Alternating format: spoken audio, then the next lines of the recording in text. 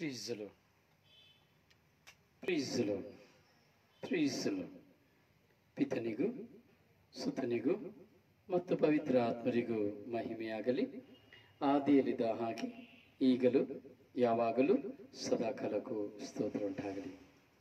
ಪ್ರಭು ಯೇಸು ಕ್ರಿಸ್ತರಲ್ಲಿ ನನ್ನ ಪ್ರಿಯ ಸಹೋದರ ಸಹೋದರಿಯರೇ, ದೇವರ ಮಕ್ಕಳೇ, ಪ್ರಭು ಯೇಸು ಕ್ರಿಸ್ತರ ಕೃಪಾಶೀರ್ವಾದವು, ಪ್ರೀತಿಯು, ಶಾಂತಿಯು, ಸಮಾಧಾನವು, ಅನ್ಯೋನ್ಯತೆಯು, ಐಕ್ಯತೆಯು, ಪವಿತ್ರಾತ್ಮರವರ ಪ್ರಸಾದವು ನಮ್ಮೆಲ್ಲರೊಡನೆ ಇರಲಿ. Praise the lord, praise the lord, praise the lord. ಪ್ರಿಯರೇ, ಹೇಗಿದ್ದೀರಿ? ಚೆನ್ನಾಗಿದ್ದೀರಾ? ಊಟ ಮಾಡಿದಿರಾ? ತಿಂಡಿ ಮಾಡಿದಿರಾ? ಕಾಫಿ ಕುಡಿದಿರಾ? ಹೇಗಿದ್ದೀರಿ? ನಿಮ್ಮ ಊರಿನಲ್ಲಿ ವಾತಾವರಣ ಹೇಗಿದೆ? ಮಳೆ ಉಂಟಾ? ಚಳಿ ಉಂಟಾ? ಶೆಕೆ ಉಂಟಾ? ಪ್ರೀಸಲು ನಿಮ್ಮ ಆರೋಗ್ಯ ಎಲ್ಲ ಹೇಗೆ ಉಂಟು? ಒಳ್ಳೆದುಂಟು ಅಂತ ಎಣಿಸ್ತೇನೆ. ನಿಮಗಾಗಿ ನಾವು ದಿನಪ್ರತಿ ಪ್ರಾರ್ಥಿಸ್ತಾ ಇದ್ದೇನೆ. ನಿಮ್ಮ ಎಲ್ಲ ಅವಶ್ಯಕತೆಗಳಿಗಾಗಿ, ನಿಮ್ಮ ಅಭಿಪ್ರಾಯಕ್ಕಾಗಿ ಪ್ರತಿದಿನ ನಿಮಗಾಗಿ ನಾನು ಪ್ರಾರ್ಥಿಸ್ತೇನೆ. ಕಾರಣ ಅದು ನನ್ನ ಕರ್ತವ್ಯ. ಸೊ ನನಗಿರುವಂಥ ಕರ್ತವ್ಯವನ್ನ ನಾನು ಮಾಡಬೇಕಾಗಿದೆ. ದೇವರು ನನಗೆ ನಿಮ್ಮನ್ನು ಕೊಟ್ಟಿದ್ದಾರೆ. ಅದರಿಂದ ನಿಮ್ಮ ಬಗ್ಗೆ ಕಾಳಜಿ ವಹಿಸುವುದು, ನಿಮ್ಮನ್ನು ವಿಶ್ವಾಸದಲ್ಲಿ ನಡೆಸುವುದು ಹಾಗೂ ನಿಮ್ಮನ್ನ ಸಂತೋಷಪಡಿಸುವುದು, ದೇವರೊಂದಿಗೆ ಕರೆದುಕೊಂಡು ಹೋಗುವುದು ನನ್ನ ಕರ್ತವ್ಯ. Praise the lord, praise the lord, praise the lord. ಪ್ರಿಯರೇ, ಈ ದಿನ ನಾವೆಲ್ಲ ಒಂದಾಗಿ ಸೇರಿದ್ದೇವೆ. ದಯವಿಟ್ಟು ನಿಮ್ಮ ಗ್ರೂಪ್ಗಳಿಗೆ ಶೇರ್ ಮಾಡಿ, ಪ್ರತಿಯೊಂದು ಗ್ರೂಪ್ಗಳನ್ನ ಆಹ್ವಾನಿಸಿ, ದೇವರ ವಾಕ್ಯಕ್ಕೆ ನಾವು ಕಿವಿಗೊಡುವಂತಹ ಮಕ್ಕಳಾಗಬೇಕು. ದೇವರ ವಾಕ್ಯವನ್ನ ನಾವು ಅನುಭವಿಸುವಂತಹ ಮಕ್ಕಳಾಗಬೇಕು. ಪ್ರಿಯರೇ, ಈ ದಿನಗಳೆಲ್ಲ ನಾವು ಧ್ಯಾನಿಸ್ತಾ ಇದ್ದೇವೆ ಪ್ರಾರ್ಥನೆ, ಪ್ರಾರ್ಥನೆ, ಪ್ರಾರ್ಥನೆ, ಪ್ರಾರ್ಥನೆಯ ಬಗ್ಗೆ, ಪ್ರಾರ್ಥನೆಯ ಅನುಭವ, ಪ್ರಾರ್ಥನೆಯ ಅರ್ಥ, ಪ್ರಾರ್ಥನೆಯ ಉದ್ದ, ಪ್ರಾರ್ಥನೆಯ ಎತ್ತರ, ಪ್ರಾರ್ಥನೆಯ ಅಗಲ, ಪ್ರಾರ್ಥನೆಯ ಆಳ, ಇವೆಲ್ಲವನ್ನು ಪವಿತ್ರಾತ್ಮರು ನಮಗೆ ಕಲಿಸಿಕೊಡ್ತಾ ಇದ್ದಾರೆ. ಹೀಗಿರುವಾಗ ನಾವೆಲ್ಲರೂ ಈ ಕರುಣೆಯ ದಿನದಲ್ಲಿ ವಿಶ್ವಾಸದಲ್ಲಿ ದೇವರಲ್ಲಿ ನಾವು ಐಕ್ಯವಾಗಿದ್ದೇವೆ ಎಂದು ಹೇಳುವುದರಲ್ಲಿ ತಪ್ಪಿಲ್ಲ. ಹಾಗೆ ಈ ದಿನದಲ್ಲಿ ನಾವು ದೇವರ ವಾಕ್ಯವನ್ನು ಆಲಿಸಲು ಕುಳಿತುಕೊಂಡಿದ್ದೇವೆ ಹಾಗೂ ಕಿವಿಗೊಟ್ಟಿದ್ದೇವೆ. ಕಿವಿಗೊಡುವಂತಹ ಪ್ರತಿಯೊಂದು ವಾಕ್ಯಗಳು ನಮ್ಮ ಜೀವನದಲ್ಲಿ ಒಂದು ಬೆಳಕನ್ನ, ಆಶೀರ್ವಾದವನ್ನ, ಬಿಡುಗಡೆಯನ್ನ ಖಂಡಿತವಾಗಿ ತೆರೆಯುತ್ತದೆ. ಯಾಕಂದ್ರೆ ಯೇಸು ಸ್ವಾಮಿ ಹೇಳುತ್ತಾರೆ, ನಾನೇ ಜಗಜ್ಯೋತಿ, ನನ್ನ ಹಿಂಬಾಲಿಸುವವನು ಕತ್ತಲೆಯಲ್ಲಿ ನಡೆಯುವುದಿಲ್ಲ. ನಾನೇ ಜಗಜ್ಯೋತಿ, ನನ್ನ ಹಿಂಬಾಲಿಸುವವನು ಕತ್ತಲೆಯಲ್ಲಿ ನಡೆಯುವುದಿಲ್ಲ ಎಂಬುದಾಗಿ.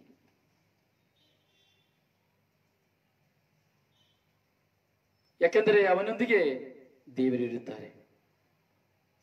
ಹಾಗೆ ನಿಮ್ಮೊಂದಿಗೆ ದೇವರಿದ್ದಾರೆ. ನಿಮ್ಮನ್ನು ಕತ್ತಲಲ್ಲಿ ನಡೆಸುವುದಕ್ಕಾಗಿ ಅಲ್ಲ, ಬೆಳಕಿನಲ್ಲಿ ನಡೆಸುವುದಕ್ಕಾಗಿ ದೇವರು ಈ ಸಮಯದಲ್ಲಿ ವಾಕ್ಯವಾಗಿ ನಮ್ಮೊಡನೆ ಮಾತನಾಡ್ತಾ ಇದ್ದಾರೆ. ಪ್ರಿಯರೇ, ಈ ವಾಕ್ಯ ಜೀವಂತ ವಾಕ್ಯ. ನಾವು ಧ್ಯಾನಿಸುವಂತಹ ವಾಕ್ಯಗಳು ನಮ್ಮನ್ನ ಬಲಪಡಿಸುವಂತಹ, ಶಕ್ತಿಪಡಿಸುವಂತಹ, ವಿಶ್ವಾಸದಲ್ಲಿ ದೃಢಪಡಿಸುವಂತಹ ವಾಕ್ಯಗಳಾಗಿದೆ. ಅದರಿಂದ ಈ ವಾಕ್ಯದಲ್ಲಿ ನಾವೆಲ್ಲರೂ ಒಂದಾಗಲಿಕ್ಕೆ ದೈವ ಕರೆ ಇದು. ಮನುಷ್ಯ ಕರೆ ಅಲ್ಲ, ದೈವ ಕರೆ. ಆದ್ದರಿಂದ ನಮ್ಮೆಲ್ಲ ಕೆಲಸಗಳನ್ನು ಬದಿಗೊತ್ತಿ ನಾವು ದೇವರ ಸಾಮ್ರಾಜ್ಯದಲ್ಲಿ ನಾವು ಕಾಯ್ತಾ ಇದ್ದೇವೆ. ದೇವರ ಸಾಮ್ರಾಜ್ಯಕ್ಕಾಗಿ ನಾವು ಕಾದು ಕುಳಿತುಕೊಂಡಿದ್ದೇವೆ. Praise the lord, praise the lord, praise the lord. ಪ್ರಿಯ, ಈ ದಿನದಲ್ಲಿ ನಾವು ಧ್ಯಾನಿಸ್ತಾ ಇದ್ದೇವೆ ಯೇಸು ಸ್ವಾಮಿಯ ಪ್ರಾರ್ಥನೆ. ಯೇಸು ಸ್ವಾಮಿಯು ಸಹ ಈ ಲೋಕದಲ್ಲಿ ಮನುಷ್ಯರಾಗಿದ್ದರು. ಮನುಷ್ಯರಾಗಿದ್ದಂತಹ ಪ್ರಭು ಯೇಸು ಹೇಗೆ ತಮ್ಮ ಜೀವನದಲ್ಲಿ, ತಮ್ಮ ಬದುಕಿನಲ್ಲಿ ಯಾವ ವಿಧದಲ್ಲಿ ಪ್ರಾರ್ಥಿಸಿದ್ರು ಎಂಬುದನ್ನು ಸಹ ನಾವು ಧ್ಯಾನಿಸ್ತಾ ಇದ್ದೇವೆ. ಅಂದರೆ ದೇವರಿಗೂ ಯೇಸು ಸ್ವಾಮಿಗೆ ನಮಗೂ ಏನು ಸಂಬಂಧವಿಲ್ಲ, ಕ್ಷಮಿಸಿ, ಏನು ವ್ಯತ್ಯಾಸವಿಲ್ಲ. ಯೇಸು ಮನುಷ್ಯರಾಗಿದ್ದರು, ಯೇಸು ಸ್ವಾಮಿ ಮನುಷ್ಯರಾಗಿರ್ಬೇಕಾದ್ರೆ ಹಲವು ವಿಧವಾದಂತಹ ಹೋರಾಟಗಳು ಬಂತು. ಅವರು ಸಹ ಹೋದ್ರು, ಅವರು ಸಹ ಪ್ರಾರ್ಥಿಸಿದ್ರು. ನಮಗೂ ಹಲವು ವಿಧವಾದಂತಹ ಹೋರಾಟಗಳುಂಟು. ನಾವು ಹೋಗ್ತಾ ಇದ್ದೇವೆ, ನಾವು ಪ್ರಾರ್ಥಿಸ್ತಾ ಇದ್ದೇವೆ. ಪ್ರೀಸ್ the lord, praise the lord.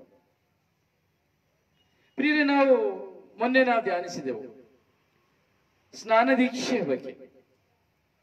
ಲೋಕನ ಶುಭ ಸಂದೇಶ 3ನೇ ಅಧ್ಯಾಯ 21ನೇ ವಾಕ್ಯದ ನಿಮಿತ್ತವಾಗಿ ಪ್ರಭು ಯೇಸು ಸ್ವಾಮಿ ಸ್ನಾನ ದೀಕ್ಷೆಯನ್ನ ಪಡೆದು ಬರಬೇಕಾದ್ರೆ ಅವರು ಪ್ರಾರ್ಥಿಸಲಿಕ್ಕೆ ಪ್ರಾರಂಭ ಮಾಡಿದರು. ಸ್ನಾನ ದೀಕ್ಷೆನ ಅವರು ಪಡೆದು ಬರಬೇಕಾದ್ರೆ ಅವರು ಪ್ರಾರ್ಥಿಸಲಿಕ್ಕೆ ಶುರು ಮಾಡಿತು. ಪ್ರಾರ್ಥಿಸಿದ್ರು. ಪ್ರಾರ್ಥಿಸುವಾಗ ಆಕಾಶ ತೆರೆಯಿತು ಎಂಬುದಾಗಿ ದೇವರ ವಾಕ್ಯ ಹೇಳ್ತಾ ಇದೆ. ಆಕಾಶ ತೆರೆಯಿತು ಪ್ರಾರ್ಥಿಸಬೇಕಾದ್ರೆ. ಪ್ರಿಯರೇ, ನಾನು ಕೊನೆಯದಾಗಿ ನಿಮ್ಮಲ್ಲಿ ಹೇಳ್ತಾ ಇದ್ದೆ, ನಾವು ಪ್ರಾರ್ಥಿಸುವಾಗ ಏನ್ ತೆರೀತಾ ಇದೆ? ನಾವು ಪ್ರಾರ್ಥಿಸುವಾಗ ಏನ್ ತೆರೀತಾ ಇದೆ? ಯೇಸು ಸ್ವಾಮಿ ಪ್ರಾರ್ಥಿಸುವಾಗ ಆಕಾಶ ತೆರೆಯಿತು.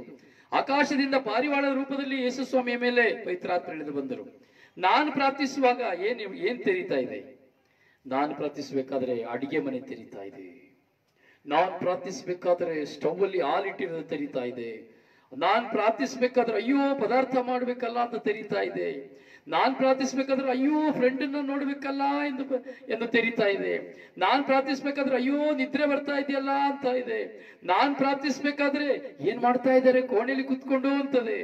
ನಾನ್ ಪ್ರಾರ್ಥಿಸ್ತಾ ಇರ್ಬೇಕಾದ್ರೆ ಏನೇನೋ ಯೋಚನೆ ಮಾಡ್ತೇನೆ.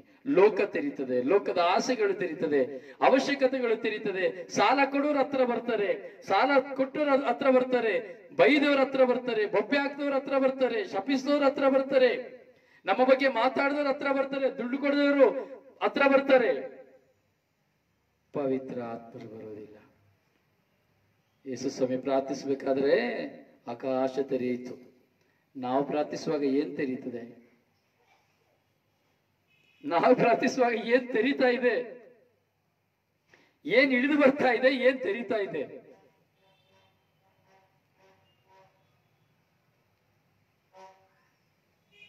ಹೌದಲ್ಲ?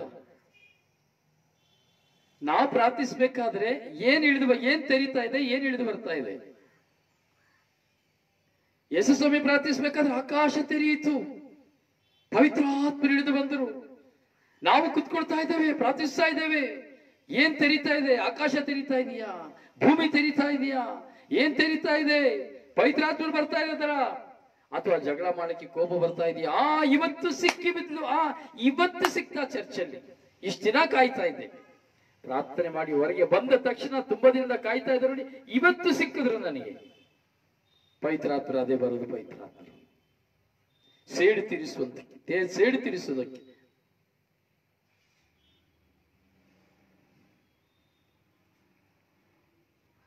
ಜೀವನದಲ್ಲಿ ನಾವು ಪ್ರಾರ್ಥಿಸುವಾಗ ಏನು ಅನುಭವ ಆಗ್ತಾ ಇದೆ ನಮಗೆ? ಅದೇ ನಾವು ಕಳೆದ ದಿನದಲ್ಲಿ ಧ್ಯಾನಿಸ್ತು. ಸುಮ್ಮನೆ ಕೂತ್ಕೊಂಡು ಲಬ ಬರೆಸ್ಕೊಂಡು ಅಲ್ಲಾಡ್ಕೊಂಡು ಈಚೆ ಬದಿ ಆಚೆ ಬದಿ ಅಲ್ಲಾಡ್ಕೊಂಡು ಕೈಯಲ್ಲಿ ಟ್ರಿಕ್ ಮಾಡಿಕೊಂಡು ಡ್ರಾಮಾ ಮಾಡಿಕೊಂಡು, ಅಥವಾ ನನಗೆ ಅದು ಕಾಣ್ತಾ ಇದೆ ಇದು ಕಾಣ್ತಾ ಇದೆ ಅಂತ ಹೇಳ್ಕೊಂಡು, ನಿಮ್ಮ ಮನೆಯಲ್ಲಿ ಅದಿದೆ ಇದಿದೆ, ಇದೆಲ್ಲ ಬೂಟಾಟಿಕೆ. ಇದೆಲ್ಲ ಪವಿತ್ರಾತ್ಮ ಕೆಲಸ ಮಾಡೋದಿಲ್ಲ. ಈ ಕೆಲಸಗಳನ್ನ ಪವಿತ್ರಾತ್ಮ ಹೇಳೋದು ಇಲ್ಲ. ಪವಿತ್ರಾತ್ಮರು ಇರುವಂತಹ ವ್ಯಕ್ತಿ ಎಲ್ಲಿ ಹೋದ್ರೂ ಬಿಡುಗಡೆ ಇರ್ತದೆ. ಯಾವುದನ್ನು ಹೇಳ್ಬೇಕಾಗಿಲ್ಲ. ಯಾಕಂದ್ರೆ ಉದಾಹರಣೆಗೆ ಒಂದು ಚಿಕ್ಕ ಉದಾಹರಣೆ ನಿಮಗೆ ಕೊಡಬೇಕು ಅಂದ್ರೆ, ಈ ಬ್ಯಾಟ್ರಿ ನಾನು ಯೂಸ್ ಮಾಡ್ತಾ ಇದ್ದೀನಿ ಈ ಫೋನ್ಗೆ.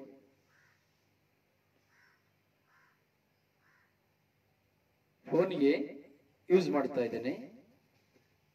ಇದು ಸಿಕ್ಕಬೇಕು ಅಂದ್ರೆ ಈ ಫೋನು ನಾನು ಒಂದು 25 ಅಡಿ ದೂರ 50 ಅಡಿ ದೂರ ಹೋದ್ರು ಆ ಮೈಕ್ ಹತ್ರ ಅದು ಇದು ಕೇಳ್ತದೆ, ಬಾಕ್ಸ್ಗೆ ಕೇಳ್ತದೆ, ವೈರ್ಲೆಸ್.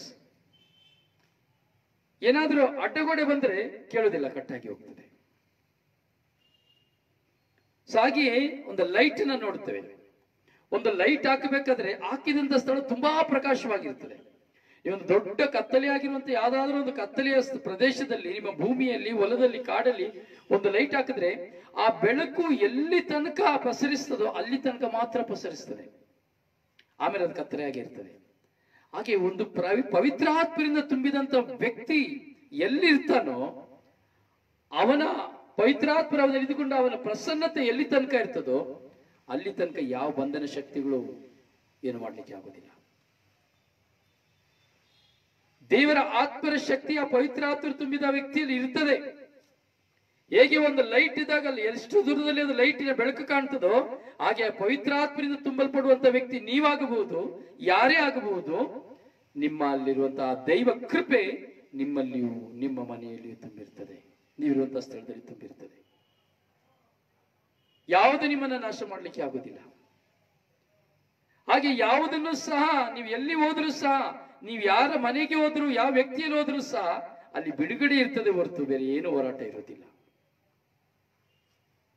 ಪವಿತ್ರಾತ್ಮರು ಬರುವಾಗ ಬಿಡುಗಡೆ, ಅದಕ್ಕೆ ಪವಿತ್ರಾತ್ಮರು ಅಂತ ಹೇಳೋದು. ಅಗ್ನಿಯಾಗಿ ಬರ್ತಾರೆ, ಯಾಕೆ ಸುಟ್ಟಾಕ್ಲಿಕ್ಕಾಗಿ. ಗಾಳಿಯಾಗಿ ಬರ್ತಾರೆ, ಯಾಕೆ ಕೊಚ್ಚಿಕೊಂಡು ಹೋಗ್ಲಿಕ್ಕಾಗಿ. ಮಳೆಯಾಗಿ ಬರ್ತಾರೆ, ಯಾಕೆ ಕೊಳೆಗಳನ್ನ ತೆಗಿಲಿಕ್ಕಾಗಿ, ಅಭಿಷೇಕಕ್ಕಾಗಿ. 3 ವಿಧದಲ್ಲಿ ಪವಿತ್ರಾತ್ಮರು ಬರ್ತಾರೆ. ನಮ್ಮಲ್ಲಿ ಯಾವ ಪವಿತ್ರಾತ್ಮರು ಬರ್ತಾ ಇದ್ದಾರೆ? ಬೆಂಕಿಯಾಗಿ ಬರ್ತಾ ಇದ್ದಾರ? ಮಳೆಯಾಗಿ ಬರ್ತಾ ಇದ್ದಾರ? ಗಾಳಿಯಾಗಿ ಬರ್ತಾ ಇದ್ದಾರ? ಯಾವ ಪವಿತ್ರಾತ್ಮ ನಮ್ಮಲ್ಲಿ ಬರ್ತಾ ಇದ್ದಾರೆ? ನಾವ್ ಹೇಳೋದು ಮಾತ್ರ ಒಂದು, ಅಯ್ಯೋ ಕರೆಂಟ್ ಶಾಕ್ ಹೊಡೆದಂಗ ಆಯ್ತಪ್ಪ ಅಷ್ಟೇ. ಅದರ ಬದಲಾವಣೆ ಹೇಳಿದೆ. ಸೌಲ್ ಒಂದೇ ಒಂದು ಕ್ಷಣ, ಒಂದೇ ಒಂದು ಶಾಕ್, ಒಂದೇ ಒಂದು ಶಬ್ದ, ಒಂದೇ ಒಂದು ಕಣ್ಣಿಗೆ ಒಂದು ಬೆಳಕು ಅಷ್ಟೇ. ಇನ್ ಸೆಕೆಂಡ್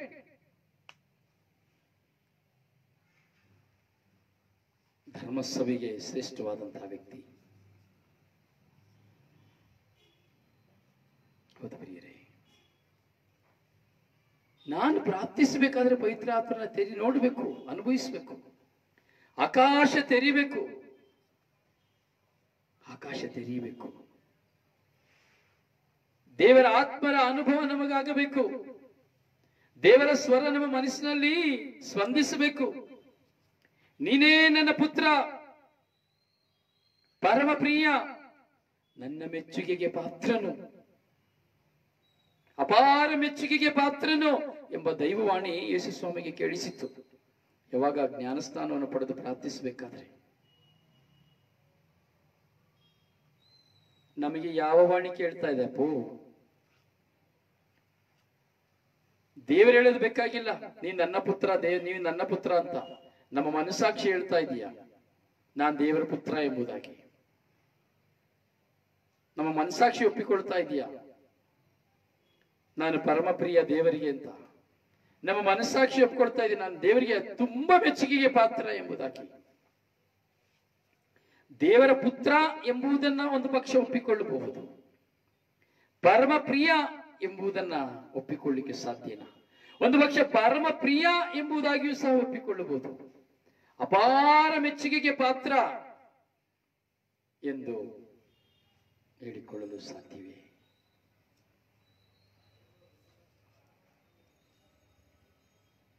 ಸಾಧ್ಯವೇ? ಇಲ್ಲ.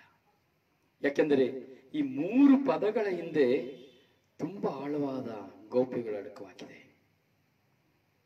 ದೇವರು ಹೇಳ್ತಾರೆ, ನೀ ನನ್ನ ಮಗ, ಎಲ್ಲದಕ್ಕೂ ನೀನೇ ವಾರಸುದಾರ, ನನ್ನ ಸಿಂಹಾಸನಕ್ಕೆ ನೀನೇ ವಾರಸುದಾರ, ಸ್ವರ್ಗರಾಜ್ಯಕ್ಕೆ ನೀನೇ ವಾರಸುದಾರ.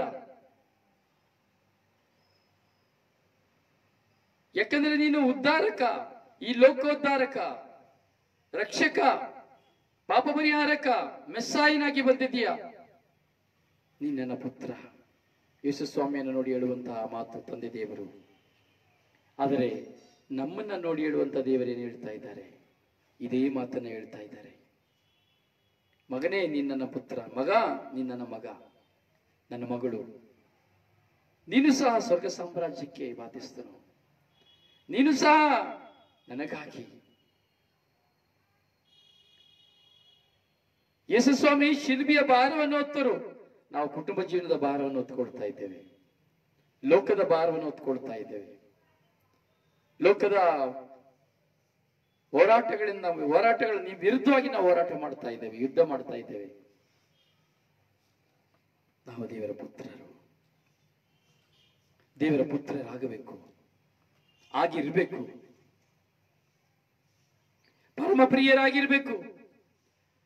ದೇವರಿಗೆ ಪರಮ ಪ್ರಿಯ ಅಲ್ಲ, ನಮ್ಮ ಪರಿಸರದಲ್ಲಿ, ಕುಟುಂಬದಲ್ಲಿ ನಾವು ಪರಮ ಪ್ರಿಯರಾಗಿ ಕಾಣಬೇಕು. ನ್ಯಾಯದ ನಿಮಿತ್ತವಾಗಿ, ನೀತಿಯ ನಿಮಿತ್ತವಾಗಿ ಜೀವಿಸಬೇಕು. ದೇವರಿಗೆ ಪರಮ ಪ್ರಿಯನಾಗಬೇಕಾದ್ರೆ ಪಶ್ಚಾತ್ತಾಪ ಪಟ್ಟು ಪಾಪಕ್ಕೆ ವಿಮುಖರಾಗಿ ದೇವರಿಗೆ ಅಭಿಮುಖರಾಗಬೇಕು.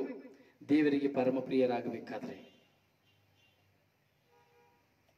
ದೇವರಿಗೆ ಅಪಾರ ಮೆಚ್ಚುಗೆಗೆ ಪಾತ್ರ ಆಗಬೇಕಾದ್ರೆ ನಿನ್ನ ಜೀವನದಲ್ಲಿ ಬರುವಂತಹ ಎಲ್ಲಾ ನೋವು, ಹೋರಾಟ ಎಲ್ಲವನ್ನ ಜಯಿಸಲಿಕ್ಕೆ ಸಿದ್ಧನಾಗಿರಬೇಕು.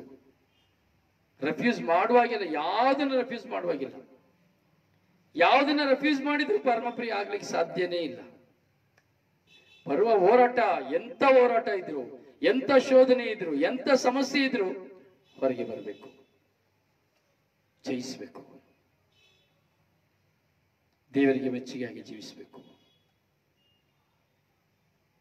ಇದನ್ನೇ ಯೇಸುಸ್ವಾಮಿ ಹೇಳ್ತಾ ಇದ್ದಾರೆ, ಇದನ್ನೇ ಯೇಸುಸ್ವಾಮಿ ವಿವರಿಸ್ತಾ ಇದ್ದಾರೆ.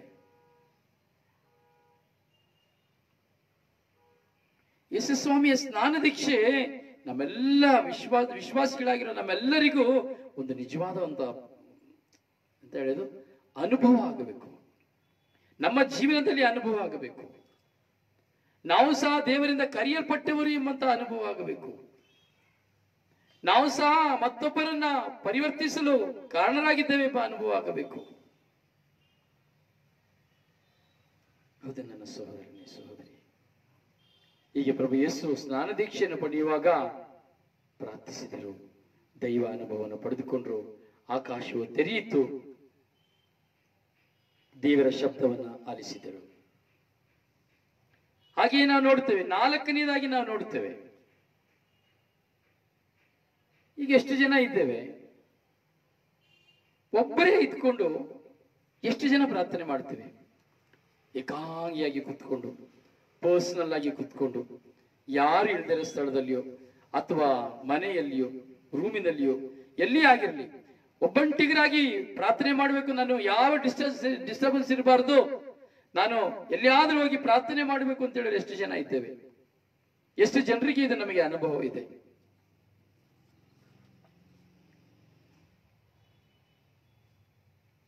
ಎಷ್ಟು ಜನರಿಗೆ ಈ ಅನುಭವ ಇದೆ ನಿಮಗೆ? ಏಕಾಂಗಿತನದ ಪ್ರಾರ್ಥನೆ, ಪರ್ಸನಲ್ ಪ್ರೇಯರ್, ಯಾರ ಡಿಸ್ಟರ್ಬ್ ಇರಬಾರ್ದು. ಎಷ್ಟು ಜನ?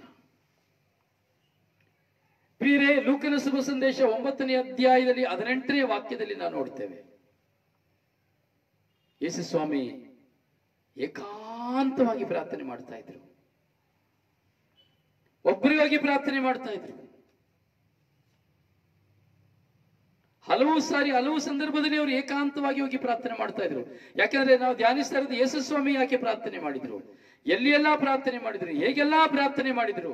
ನಮ್ಮ ಪ್ರಾರ್ಥನೆಗೂ ಯೇಸುಸ್ವಾಮಿ ಪ್ರಾರ್ಥನೆಗೆ ಏನಾದ್ರೂ ವ್ಯತ್ಯಾಸ ಇತ್ತಾ ಅಥವಾ ವ್ಯತ್ಯಾಸ ಇದೆಯಾ? ಇದನ್ನು ಕಂಡುಕೊಳ್ಳುವಂತದ್ದಾಗಿದೆ.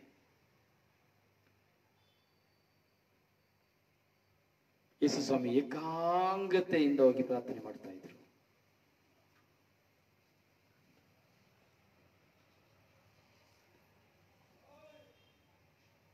ಏಕಾಂಗಿತನದ ಪ್ರಾರ್ಥನೆ ನಮ್ಮನ್ನ ದೇವರಲ್ಲಿಗೆ ಕರೆದುಕೊಂಡು ಹೋಗುವಂತಹ ಪ್ರಾರ್ಥನೆ. ನಾವು ವೈಯಕ್ತಿಕವಾಗಿ ಏಕಾಂಗಿಯಾಗಿ ಕುತ್ಕೊಳ್ಬೇಕಾದ್ರೆ ದೇವರು ನಮ್ಮನ್ನ ಕರೆದುಕೊಂಡು ಹೋಗುವುದು.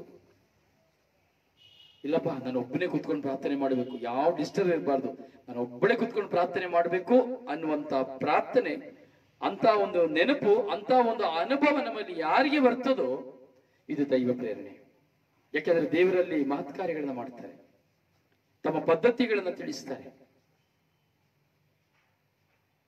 ದೇವರು ನಮ್ಮ ಬಗ್ಗೆ ಇರುವಂತಹ ಸಂಕಲ್ಪವನ್ನು ತಿಳಿಸ್ತಾರೆ, ಹಾಗೂ ನಮ್ಮನ್ನು ಬಲಪಡಿಸ್ತಾರೆ.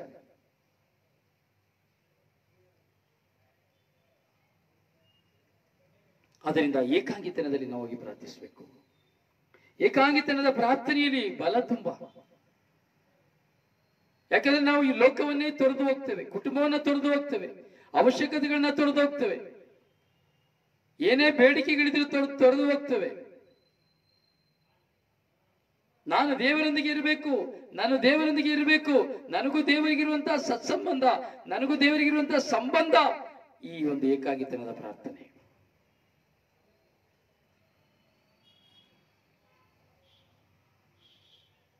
ನಾವು ಏಕಾಂಗಿತನದ ಪ್ರಾರ್ಥನೆಗೆ ಹೋಗ್ಬೇಕು, ಪರ್ಸನಲ್ ಪ್ರೇಯರ್ಲಿ ಕುತ್ಕೊಳ್ಬೇಕು. ನೋಡಿ, ಯೇಸು ಸ್ವಾಮಿ ಈ ಏಕಾಂಗಿತನದಲ್ಲಿ ಪ್ರಾರ್ಥನೆ ಮಾಡಬೇಕಾದ್ರೆ, ಈ ಏಕಾಂಗಿತನ ಪ್ರಾರ್ಥನೆ ಮುಗಿಸಿ ಬರಬೇಕಾದ್ರೆ ತನ್ನ ಶಿಷ್ಯರನ್ನ ಕರೀತಾರೆ. ಹೌದಪ್ಪ, ಜನ ನನ್ನನ್ನು ನೋಡಿ ಏನ್ ಹೇಳ್ತಾ ಇದ್ದಾರೆ? ಯೇಸು ಸ್ವಾಮಿಗೆ ಒಂದು ಕ್ಯೂರಿಯಾಸಿಟಿ. ನಾನು ಪ್ರಾರ್ಥಿಸ್ತಾ ಇದ್ದೇನೆ, ನಾನು ಪ್ರಾರ್ಥಿಸೋದನ್ನೆಲ್ಲ ನೋಡ್ತಾ ಇದ್ದಾರೆ, ಪ್ರಾರ್ಥಿಸೋದನ್ನ ಎಲ್ಲರೂ ನೋಡ್ತಾ ಇದ್ದಾರೆ, ನನ್ನ ಜೀವನನ ಎಲ್ಲರೂ ನೋಡ್ತಾ ಇದ್ದಾರೆ, ನಾನು ಮಾಡುವಂತ ಕಾರ್ಯವನ್ನು ಎಲ್ಲರೂ ನೋಡ್ತಾ ಇದ್ದಾರೆ. ಆದ್ರೆ ಜನ ನನ್ನನ್ನ ಏನು ಅಂತ ಹೇಳ್ತಾ ಇದ್ದಾರೆ?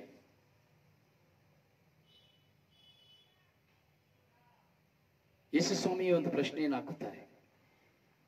ಈಗ ಯೇಸು ಸ್ವಾಮಿ ಇಂಥ ಒಂದು ಪ್ರಶ್ನೆಯನ್ನು ಹಾಕ್ಬೇಕಾದ್ರೆ ಶಿಷ್ಯರು ಹೇಳ್ತಾರೆ, ಪ್ರವಾದಿಗಳಲ್ಲಿ ಒಬ್ರು ಅಂತ ಹೇಳ್ತಾರೆ, ಎಲಿಯಾ ಅಂತ ಹೇಳ್ತಾರೆ, ಸ್ನಾನಿಕ ಯೋಹಾನ ಅಂತ ಹೇಳ್ತಾರೆ, ಹಲವು ವಿಧದಲ್ಲಿ ನಿಮ್ಮನ್ನು ಹೇಳ್ತಾರೆ ಸ್ವಾಮಿ ಎಂಬುದಾಗಿ. ಅಂದ್ರೆ ಯೇಸು ಸ್ವಾಮಿಯ ಬಗ್ಗೆ ಎಲ್ಲರಿಗೂ ಒಳ್ಳೆಯ ಅಭಿಪ್ರಾಯವಿತ್ತು.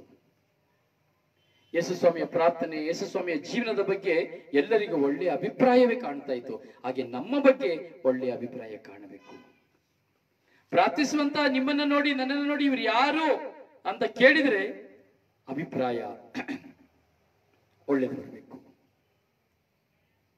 ನಮ್ಮ ಬಗ್ಗೆ ಒಳ್ಳೆದನ್ನು ಹೇಳೋದು ನಾವು ಕೇಳಬೇಕು. ಹಾಗೆ ಯೇಸು ಸ್ವಾಮಿ ಕೇಳ್ತಾರೆ, ಜನಸಾಮಾನ್ಯರು ನನ್ನ ಯಾರು ಅಂತ ಹೇಳ್ತಾರೆ. ಎರಡನೇದಾಗಿ ಶಿಷ್ಯರ ಜೊತೆಲಿದಂತ, ಯೇಸುವಿನ ಜೊತೆಲಿದಂತ ಶಿಷ್ಯರನ್ನ ಕೇಳ್ತಾರೆ, ನೀವೇನ್ ಹೇಳ್ತೀರಿ, ನನ್ನನ್ನು ಯಾರು ಅಂತ ಹೇಳ್ತೀರಿ?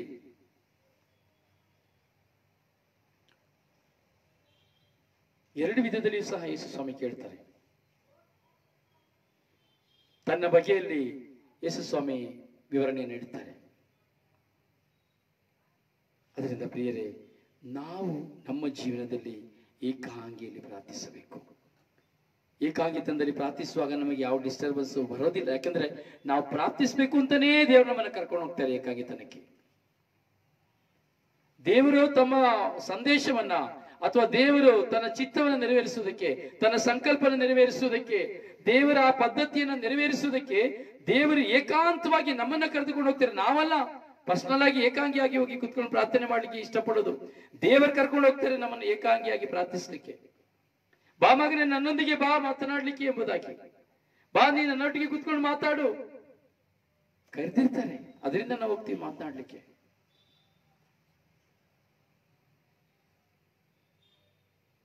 ಅನುಭವಗಳು ನಮಗಾಗಬೇಕು. ದೇವರು ನನ್ನೊಂದಿಗೆ ಮಾತನಾಡುತ್ತಾರೆ.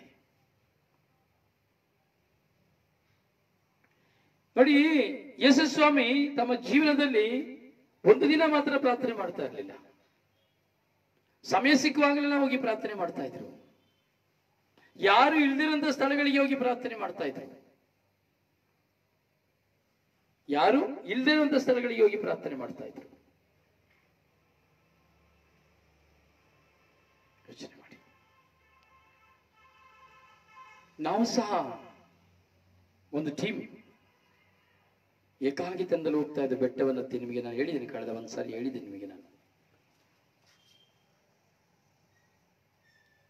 ನಿರ್ಜನ ಪ್ರದೇಶಕ್ಕೆ ಕೆಲವು ಸಾರಿ ನಾನು ಒಬ್ಬನೇನು ಹೋಗ್ಬಿಡ್ತಾ ಇದ್ದೆ, ನಿರ್ಜನ ಪ್ರದೇಶಕ್ಕೆ.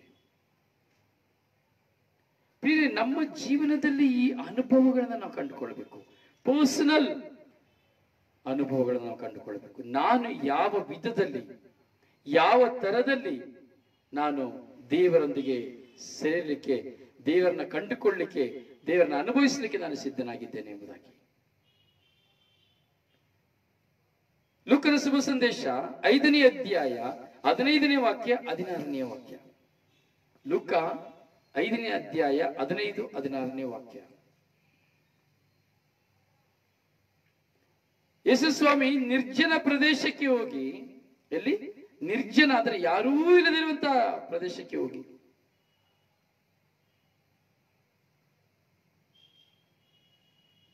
ಯಾರು ಇಲ್ಲದಿರುವಂತಹ ಪ್ರದೇಶಕ್ಕೆ ಹೋಗಿ ಎಂದಿನಂತೆ ಪ್ರಾರ್ಥನೆಯಲ್ಲಿ ಮಗ್ನರಾಗ್ತಾ ಇದ್ರು.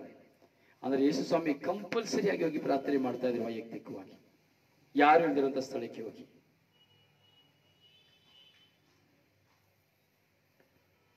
ಇವತ್ತು ನಾವು ಯೇಸು ಸ್ವಾಮಿನ ಅರ್ಥ ಮಾಡ್ಕೊಂಡಿದ್ದೇವೆ, ಸತ್ಯನ ಅರ್ಥ ಮಾಡ್ಕೊಂಡಿದ್ದೇವೆ, ಪವಿತ್ರ ಗ್ರಂಥನ ಅರ್ಥ ಮಾಡ್ಕೊಂಡಿದ್ದೇವೆ, ನಾವು ಯಾರು ಅಂತ ಅರ್ಥ ಮಾಡ್ಕೊಂಡಿದ್ದೇವೆ, ಲೋಕನ ಅರ್ಥ ಮಾಡ್ಕೊಂಡಿದ್ದೇವೆ. ಆದರೆ ನಾವು ಎಷ್ಟು ಕಾಲ ಒಂದು ದಿನಕ್ಕೆ ಪ್ರಾರ್ಥನೆ ಮಾಡ್ತಾ ಇದ್ದೇವೆ? ವಾಡಿಕೆಯ ಪ್ರಾರ್ಥನೆಯಾಗಿ ಮಾತ್ರ ಮಾಡ್ತಾ ಇದ್ದೀವಿ. ಆದ್ರೆ ನಾನು ನನ್ನ ದೇವರೊಂದಿಗೆ, ದೇವರು ನನ್ನೊಂದಿಗೆ ಎಂಬ ಪ್ರಾರ್ಥನೆ ಇದೆಯಾ? ಅಥವಾ ನಾನು ದೇವರ ಆತ್ಮದಿಂದ ತುಂಬಿದವಳಾಗಲು ನಿರ್ಜನ ಪ್ರದೇಶಕ್ಕೆ ನಾನು ಹೋಗ್ತಾ ಇದ್ದೀನ? ನಿನ್ನ ಮನೆಯು ಒಂದು ನಿರ್ಜನ ಪ್ರದೇಶವೇ. ನಿನ್ನ ಕೋಣೆಗೆ ಹೋಗಿ ನೀನು ಬಾಗಿಲು ಹಾಕೊಂಡ್ರೆ ಅದು ನಿರ್ಜನ ಪ್ರದೇಶ, ಯಾರು ಇಲ್ಲದಿರುವಂತ ಸ್ಥಳ. ರಾತ್ರಿ ಆಗುವಾಗ ನೀನು ಒಬ್ಬನೇ ಹೋಗಿ ಕುತ್ಕೊಂಡ್ರೆ ಅದು ನಿರ್ಜನ ಪ್ರದೇಶ.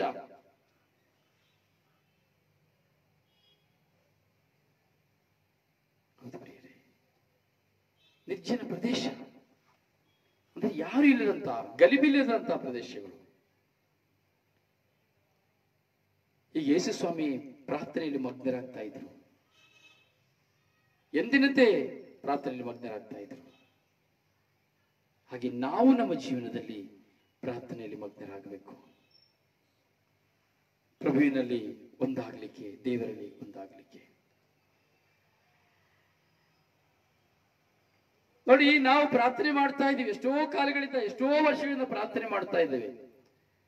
ನಾವು ಪ್ರಾರ್ಥನೆ ಮಾಡುವಾಗ ಏನಾದರೂ ಅನುಭವಗಳು ಬೇರೊಬ್ಬರಿಗೆ ಕಾಣ್ತಾ ಇದೆಯಾ? ನಾವು ಪ್ರಾರ್ಥನೆ ಮಾಡ್ತೀವಿ ಅಥವಾ ಪ್ರಾರ್ಥನೆ ಮುಗಿಸಿ ಬಂದಿರ್ತೇವೆ, ಏನಾದ್ರೂ ಮತ್ತೊಬ್ಬರಿಗೆ ಏನಾದ್ರೂ ಅನುಭವಗಳು ಕಾಣ್ತದ?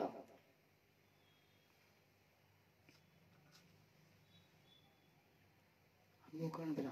ಇದೇ ನಿದ್ರೆ ಮಾಡಿದ ಅಂತ ಕೇಳ್ತಾರೆ, ಪ್ರಾರ್ಥನೆಗೆ ಹೋಗಿ ಬಂದ್ರೆ ನಿದ್ರೆ ಮಾಡಿದ ಅಂತ ಕೇಳ್ತಾರೆ.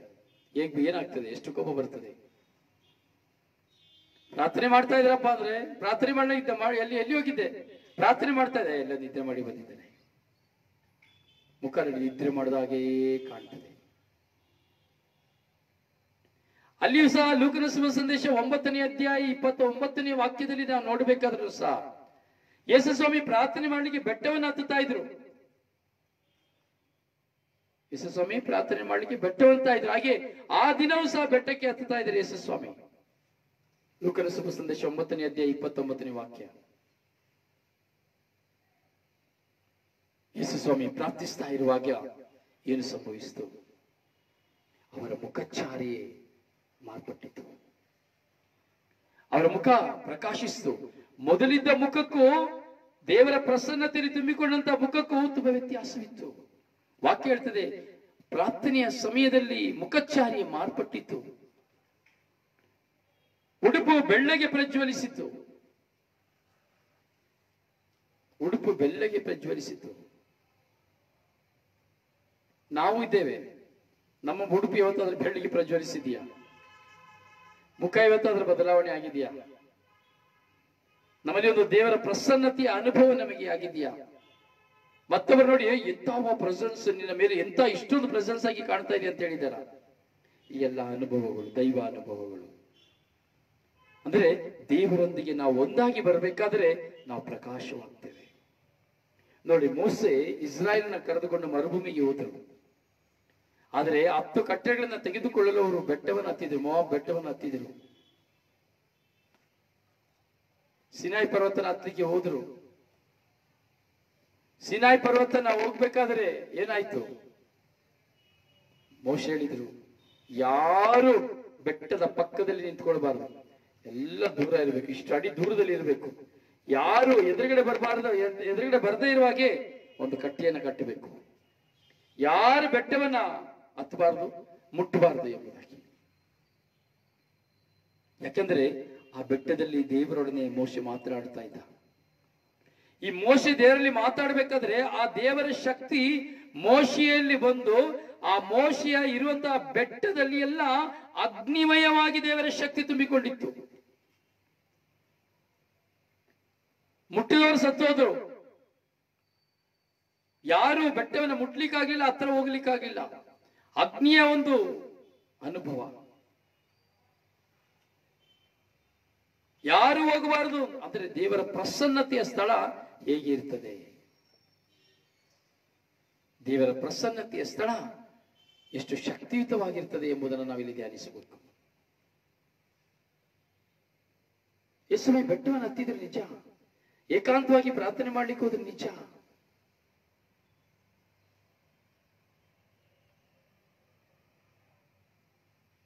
ಉಡುಪು ಬೆಳ್ಳಗೆ ಪ್ರಜ್ವಲಿಸಿತು. ಮೋಶೆಯ ಮುಖವನ್ನು ಯಾರಿಗೂ ನೋಡ್ಲಿಕ್ಕೆ ಆಗ್ತಾ ಇರ್ಲಿಲ್ಲ, ಮುಚ್ಕೊಂಡ್ಬಿಡ್ತಾ ಇದ್ರು. ಅಯ್ಯೋ ನಿನ್ನ ಮುಖ ನನಗೆ ನೋಡ್ಲಿಕ್ಕೆ ಆಗ್ತಾ ಇಲ್ಲ, ಬೋರಲ್ಲಿ ಬಿದ್ದು ಬಿಡ್ತಾ ಇದ್ರು, ಬೋರಲ್ಲಿ ಬಿದ್ದು ಬಿಡ್ತಾ ಇದ್ರು. ಮೋಶೆಯ ಮುಖವನ್ನು ಯಾರ ಕೈಯಿಂದ ನೋಡ್ಲಿಕ್ಕೆ ಆಗ್ತಾ ಇರಲಿಲ್ಲ. ಬೆಟ್ಟವನ್ನು ಇಳಿದು ಬರುವ ದೇವರಲ್ಲಿ ಮಾತನಾಡಿ ಕೆಳಗೆ ಬರಬೇಕಾದ್ರೆ ನಮ್ಮ ಪ್ರಾರ್ಥನೆಯ ಅನುಭವ ಹೇಗಿದೆ? ಯಾರಾದ್ರೂ ಮುಖ ಮುಚ್ಚಿಕೊಂಡಿದ್ದಾರ?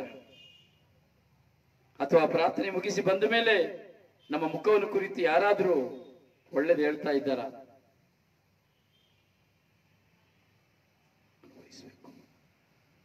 ಉಡುಪು ಪ್ರಜ್ವಲಿಸಿತು. ನಮ್ಮ ಉಡುಪು ಪ್ರಜ್ವಲಿಸಿದ ಬಿಡಿ, ವಾಶ್ ಮಾಡಿ ಐರನ್ ಮಾಡಿ ಚರ್ಚ್ಗೆ ಹಾಕೊಂಡು ಹೋಗಿರ್ತೇವೆ. ವಾಷಿಂಗ್ ಪೌಡರ್ ನಿರ್ಮಾ, ನಿಮ್ಮಪ್ಪ ಮಾಡಿದ ಕರ್ಮ, ಆ ಕರ್ಮ ತೊಳ್ಕೊಳಕ್ಕೆ ಹೋಗೋದು ದೇವಸ್ಥಾನಕ್ಕೆ.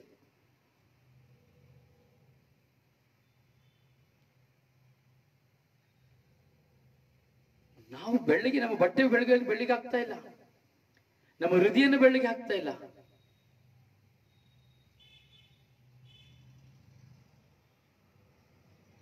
ಮುಖಚಾರ್ಯನ ಬದಲಾವಣೆ ಆಗ್ತಾ ಇಲ್ಲ. ಏನ್ ಮಾಡೋದು ಪ್ರಿಯರೇ? ನಾವು ಪ್ರಾರ್ಥಿಸುವಾಗ ಈ ಅನುಭವಗಳು ನಮಗಾಗಬೇಕು. ನನ್ನ ಮುಖಾಚಾರ್ಯ ಬದಲಾವಣೆ ಆಗಬೇಕು. ದೇವರ ಪ್ರಸನ್ನತೆಯಲ್ಲಿ ನಾನು ತುಂಬಿಕೊಳ್ಳಬೇಕು. ದೇವರ ಪ್ರಸನ್ನತೆಯನ್ನು ನಾನು ಅನುಭವಿಸಬೇಕು. ದೇವರ ಪ್ರಸನ್ನತೆಯ ಆ ಸ್ಥಳ ಎಷ್ಟು ಪ್ರಕಾಶವಾಗಿದೆ ಎಂಬುದಾಗಿ ನಾವು ಅನುಭವಿಸಬೇಕು. ಪ್ರಿಯರೇ, ನಾನು ಕೆಲವು ಸಾರಿ ಪ್ರಾರ್ಥನೆ ಮಾಡ್ತಾ ಕೂತ್ಕೊಳ್ತಾ ಇರ್ತೇನೆ ದೇವಾಲಯದಲ್ಲಿ, ಕಣ್ಣು ಮುಚ್ಚಿ ಪ್ರಾರ್ಥನೆ ಮಾಡ್ತಾ ಇರ್ತೇನೆ. ಕೆಲವು ಸಾರಿ ಕಣ್ಣು ಮುಚ್ಚಿ ಪ್ರಾರ್ಥಿಸಬೇಕಾದ್ರೆ ನನ್ನಲ್ಲಿ ಆಗುವಂತಹ ಅನುಭವಗಳ ಒಂದು ಪಕ್ಷಿ ನೋಟ ನಿಮ್ಮ ಮುಂದೆ ಇಡುತ್ತೇನೆ. ಪ್ರಿಯರೇ, ನೀವು ಎಣಿಸಬಹುದು ಯಾವ ಅನುಭವ ಆಗ್ತದೆ, ಯಾವ ಖಂಡಿತವಾಗಿ ಅನುಭವಗಳಾಗ್ತದೆ ನಾವು ಪ್ರಾರ್ಥಿಸಬೇಕಾದ್ರೆ. ಯಾಕಂದ್ರೆ ಅಲ್ಲಿ ನಾವು ಕುತ್ಕೊಳ್ಳುವುದು ದೇವರ ಸನ್ನಿಧಿಯಲ್ಲಿ, ನಾವು ಕುಳಿತುಕೊಳ್ಳುವುದು ದೇವರ ಸನ್ನಿಧಿಯಲ್ಲಿ ಕುಳಿತುಕೊಳ್ತೇವೆ, ಮನುಷ್ಯನ ಸನ್ನಿಧಿಯಲ್ಲ. ದೇವರ ಪ್ರಸನ್ನತೆಯಲ್ಲಿ ಕುಳಿತುಕೊಳ್ತೇವೆ.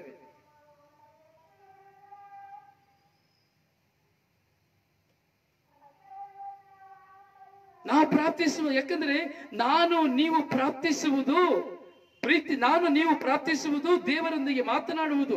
ಪ್ರಾರ್ಥನೆ ಮಾತನಾಡುವುದು.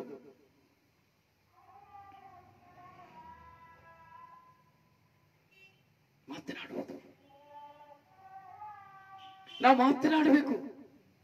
ಈ ಮಾತನಾಡುವಾಗ ನೋಡಿ, ಉದಾಹರಣೆಗೆ ನೋಡಿ, ಯಾರಾದ್ರೂ ನಮ್ಮ ಸ್ನೇಹಿತರು ಬಂದ್ರು ಅಂತ ತಿಳ್ಕೊಳ್ಳಿ. ನಿಮಗೆ ಯಾರಾದ್ರೂ ತುಂಬಾ ಕ್ಲೋಸ್ ಫ್ರೆಂಡ್ಸ್ ಬಂದ್ರೆ ಹೇಗಿರ್ತದೆ? ಅಯ್ಯೋ, ಯಾವಾಗ ಬಂದ್ರಿ, ಎಷ್ಟು ಕಾಲ ಆಯ್ತು ನಿಮ್ಮನ್ನ ನೋಡಿ, ಒಂದು ಹಗ್ ಮಾಡ್ತೀವಿ ಅಥವಾ ಒಂದು ಕಿಸ್ ಮಾಡ್ತೀವಿ. ಓ, ಎಷ್ಟು ಕಾಲ ಆಗೋಯ್ತು ನಿಮ್ಮನ್ನ ನೋಡಿ, ಎಷ್ಟು ವರ್ಷ ಆಗೋಯ್ತು ನಿಮ್ಮನ್ನ ನೋಡಿ, ಓ ಏನ್ ಪ್ರೆಸೆನ್ಸ್ ಅಪ್ಪ, ಎಷ್ಟು ಸಂತೋಷ. ಮುಖ ಎಲ್ಲ ಬದಲಾವಣೆ ಆಗ್ಬಿಡ್ತದೆ. ಅಪ್ಪನಿಗೆ ಮಗಳನ್ನ ನೋಡಿದ್ರೆ, ಮಗನ ನೋಡಿದ್ರೆ ಮುಖ ಎಲ್ಲ ಬದಲಾವಣೆ, ಗಂಡನ ನೋಡಿದ್ರೆ ಹೆಂಡತಿನ ಮುಖ ಎಲ್ಲ ಬದಲಾವಣೆ. ಇಷ್ಟು ವರ್ಷದಿಂದ ಪರವೂರಿಂದ ಬಂದಿದ್ದಾರೆ, 3 ವರ್ಷ ಆಗಿತ್ತು ಹೋಗಿ, 5 ವರ್ಷ ಆಗಿತ್ತು ಹೋಗಿ. Praise the lord. Hallelujah, hallelujah, hallelujah. ಹೌದು, 3 ವರ್ಷ ಆಗಿತ್ತು. ಕ್ಷಮಿಸಿ,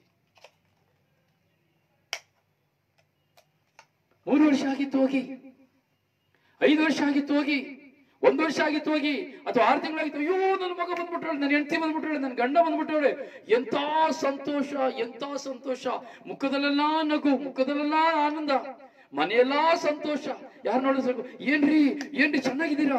ಏನ್ ನಿಮ್ಮ ಮನೇಲಿ ಇಷ್ಟು ಸಂತೋಷ? ಏನಪ್ಪ ಇಷ್ಟು ಕಾಣ್ತಾ ಇದ್ರಿ, ಇಷ್ಟು ಸಂತೋಷವಾಗಿ ಕಾಣ್ತಾ ಇದ್ದೀರಿ. ಏನ್ ಗಂಡ ಬಂದ್ಬಿಡೋದು, ಎಷ್ಟು ಸಂತೋಷಪ್ಪ ನಿಮಗೆ. ಓ, ಹೆಂಡತಿ ಬಂದ್ಬಿಡ್ರು, ಎಷ್ಟು ಸಂತೋಷಪ್ಪ. ಮಕ್ಕಳು ಬಂದ್ರು ಅಂತ ಎಷ್ಟು ಸಂತೋಷಪ್ಪ. ಏನ್ ನಿಮ್ ಡ್ಯಾಡಿ ಮಮ್ಮಿ ಬಂದ್ಬಿಟ್ರ, ಎಷ್ಟು ಸಂತೋಷ. ನೋಡುವಾಗಲೇ ಗೊತ್ತಾಗ್ಬಿಡಿ, ಏನಪ್ಪ ಇವತ್ತು ತುಂಬಾ ಸಂತೋಷವಾಗಿದೆ ಅಂತ ಕೇಳ್ತಾರೆ. ನೋಡಿ, ಒಬ್ಬ ಮನುಷ್ಯ ಬರುವಾಗ ಎಷ್ಟು ಸಂತೋಷ ನಾವು ಅನುಭವಿಸ್ತೇವೆ, ಬೇರೆಯವರಿಗೆ ಗೊತ್ತಾಗ್ತದೆ. ಏನಪ್ಪಾ ತುಂಬಾ ಸಂತೋಷವಾಗಿದೆಯಲ್ಲ.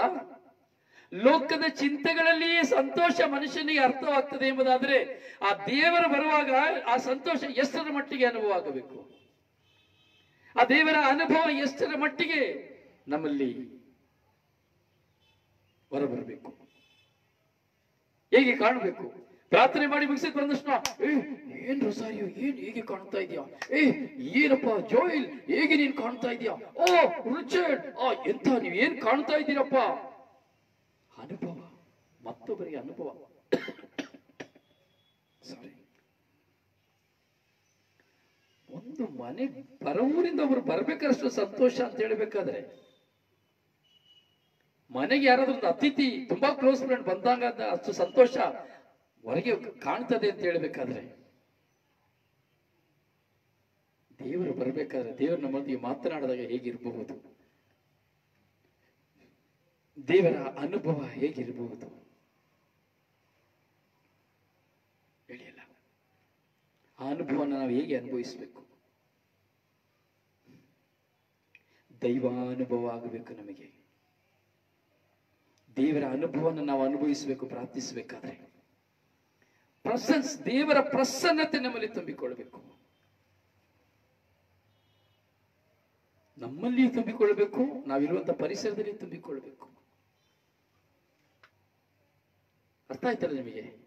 ಮುಖಚಾರ್ಯ ಬದಲಾವಣೆ. ಒಬ್ಬ ಮನುಷ್ಯ ಬರಬೇಕಾದ್ರೆ, ತಂದೆ ತಾಯಿ ಗಂಡ ಹೆಂಡತಿ ಸ್ನೇಹಿತ ಯಾರೋ ಬರ್ಬೇಕಾದ್ರೆ ನಾವು ಅಷ್ಟು ಮುಖಚಾರ್ಯ ಬದಲಾವಣೆ ಆಗ್ತದೆ ಅನ್ಬೇಕಾದ್ರೆ, ಒಂದು ಲಾಟ್ರಿ ಹೊಡಿತಿದ್ರೆ ಸಾಕು ಎಂತ ಸಂತೋಷಪ್ಪ, ಏನಾದ್ರೂ ಒಂದು ಒಳ್ಳೇದು ನಮಗೆ ಗಿಫ್ಟ್ ಸಿಕ್ಬಿಟ್ರೆ ಎಂತ ಊರವ್ರಿಗೆಲ್ಲ ತೋರಿಸ್ಕೊಂಡು ಬಂದ್ಬಿಡ್ತೇವೆ.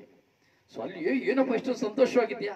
ವಸ್ತುವಿಗೋಸ್ಕರ ಮುಖ ಬದಲಾವಣೆ ಆಗ್ತದೆ, ವ್ಯಕ್ತಿಗಾಗಿ ಮುಖ ಬದಲಾವಣೆ ಆಗ್ತದೆ, ಒಂದು ಕೆಲಸ ಸಿಕ್ಕಿದಾಗ ಮುಖ ಬದಲಾವಣೆ ಆಗ್ತದೆ, ಒಂದು ಮಗು ಗರ್ಭಧರಿಸುವಾಗ ಮುಖ ಬದಲಾವಣೆ ಆಗ್ತದೆ. ಪ್ರತಿ ಸಮಯದಲ್ಲೂ ಮನುಷ್ಯನ ಮುಖ ಬದಲಾವಣೆ ಆಗ್ತದೆ ಅನ್ಬೇಕಾದ್ರೆ, ಇನ್ನು ದೇವರ ಪ್ರಸನ್ನತೆಯಲ್ಲಿ ಹೋಗಿ ಕುತ್ಕೊಂಡಾಗ, ಆ ದೇವರ ಪ್ರೀತಿಯಲ್ಲಿ ಕುಳಿತುಕೊಂಡಾಗ ಎಷ್ಟರ ಮಟ್ಟಿಗೆ ನಾವು ಬದಲಾವಣೆ ಆಗಬೇಕು. ಆಗ್ಬೇಕಾ ಆಗ್ಬಾರ್ದ? ಆಗ್ಬೇಕು. ಇದನ್ನೆಲ್ಲ ಯೋಚನೆ ಮಾಡೋದಿಲ್ಲ ನಾವು. ಮುಖಚಾರಿ, ಯೇಸುವಿನ ಮುಖಚಾರಿ ಮಾರ್ಪಟ್ಟಿತ್ತು. ನಾನು ಕುತ್ಕೊಂಡಿರ್ತೇನೆ ಪ್ರಾರ್ಥನೆಗೆ. ಕೆಲವು ಸಾರಿ ಕುತ್ಕೊಂಡಿರ್ಬೇಕಾದ್ರೆ ನೀವೇನ್ ಎಣಿಸ್ತೀರಿ ಗೊತ್ತಿಲ್ಲ, ನಾನು ಮೇಲೆ ಹೋಗ್ಬಿಡ್ತೇನೆ, ಕಣ್ಣು ಮುಚ್ಚಿರ್ತೇನೆ, ಕುತ್ಕೊಂಡಿರ್ತೇನೆ. ನನ್ನ ಅನುಭವ, ನಾನು ಹಾಗೇ ಮೇಲೆ ಹೋಗ್ಬಿಡ್ತೇನೆ. ಐ ಲಿಫ್ಟ್, ಮೇಲೆ ಹೋಗ್ಬಿಡ್ತೇನೆ. ಕುತ್ಕೊಂಡು ಪ್ರಾರ್ಥನೆ ಮಾಡ್ತಾ ಇರ್ತೇನೆ, ಆಕಾಶದ ಎತ್ತರದಲ್ಲಿ ಇರ್ತೇನೆ.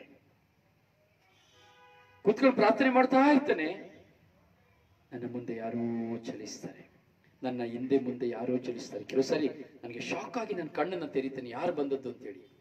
ಯಾರು ಇರುವುದಿಲ್ಲ. ಹಲವು ಸಾರಿ ನಾನು ಪ್ರಾರ್ಥಿಸ್ಬೇಕಾದ್ರೆ ನನ್ನ ಹಿಂದೆ, ನನ್ನ ಅಕ್ಕಪಕ್ಕ ಯಾರೋ ಸಂಚರಿಸ್ತಾ ಇರುವಂತಹ ಅನುಭವಗಳು.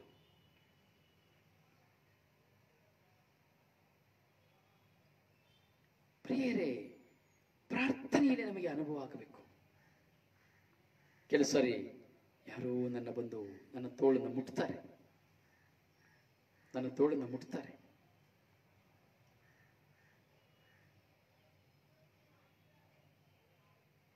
ಪ್ರಿಯರೇ, ಯಾಕೆಂದರೆ ಆ ಅನುಭವಗಳು ನಮ್ಮನ್ನ ದೇವರ ಹತ್ತಿರ ಕೊಂಡು ಹೋಗ್ತದೆ. ಸೊ ಅವಾಗ ನಾವು ಮತ್ತೊಬ್ಬರಿಗೆ ಬೆಳಕಾಗಿ ಕಾಣ್ತೀವಿ ಅನ್ನೋದು ಬೇರೆ ವಿಷಯ. ಆದ್ರೆ ನಮಗೆ ಏನೋ ಒಂದು ಅನುಭವ, ಏನೋ ದೇಹದಲ್ಲಿ ಒಂದು ಅನುಭವ, ಏನೋ ಸಂಪೂರ್ಣವಾಗಿ ನಮ್ಮಲ್ಲಿ ದೇಹದಲ್ಲಿ ಅನುಭವ, ಮನಸ್ಸಿನಲ್ಲಿ ಅನುಭವ. ಸಮಯಗಳು ಹೋಗುವುದು ಗೊತ್ತಾಗುವುದಿಲ್ಲ. ದೇವರ ಸನ್ನಿಧಿಯಲ್ಲಿ ಪ್ರಾರ್ಥನೆಗೆ ವೈಯಕ್ತಿಕವಾಗಿ ಕುಳಿತುಕೊಂಡಾಗ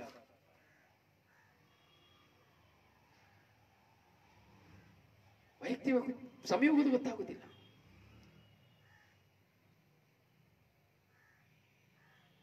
ನಾನು ಹೇಳಿದೆ, ಕಳೆದ ದಿನದಲ್ಲಿ ನಿಮಗೆ ಹೇಳಿದೆ, ನಾನು ಒಂದು ವಿಷಯ ಹೇಳಿಕೊಡ್ತಾನೆ ನಿಮಗೆ ಅಂತ ನಾನು ಹೇಳಿದೆ. ಯಾರಿಗೆ ನೆನಪಿದೆಯೇನೋ ಗೊತ್ತಿಲ್ಲ.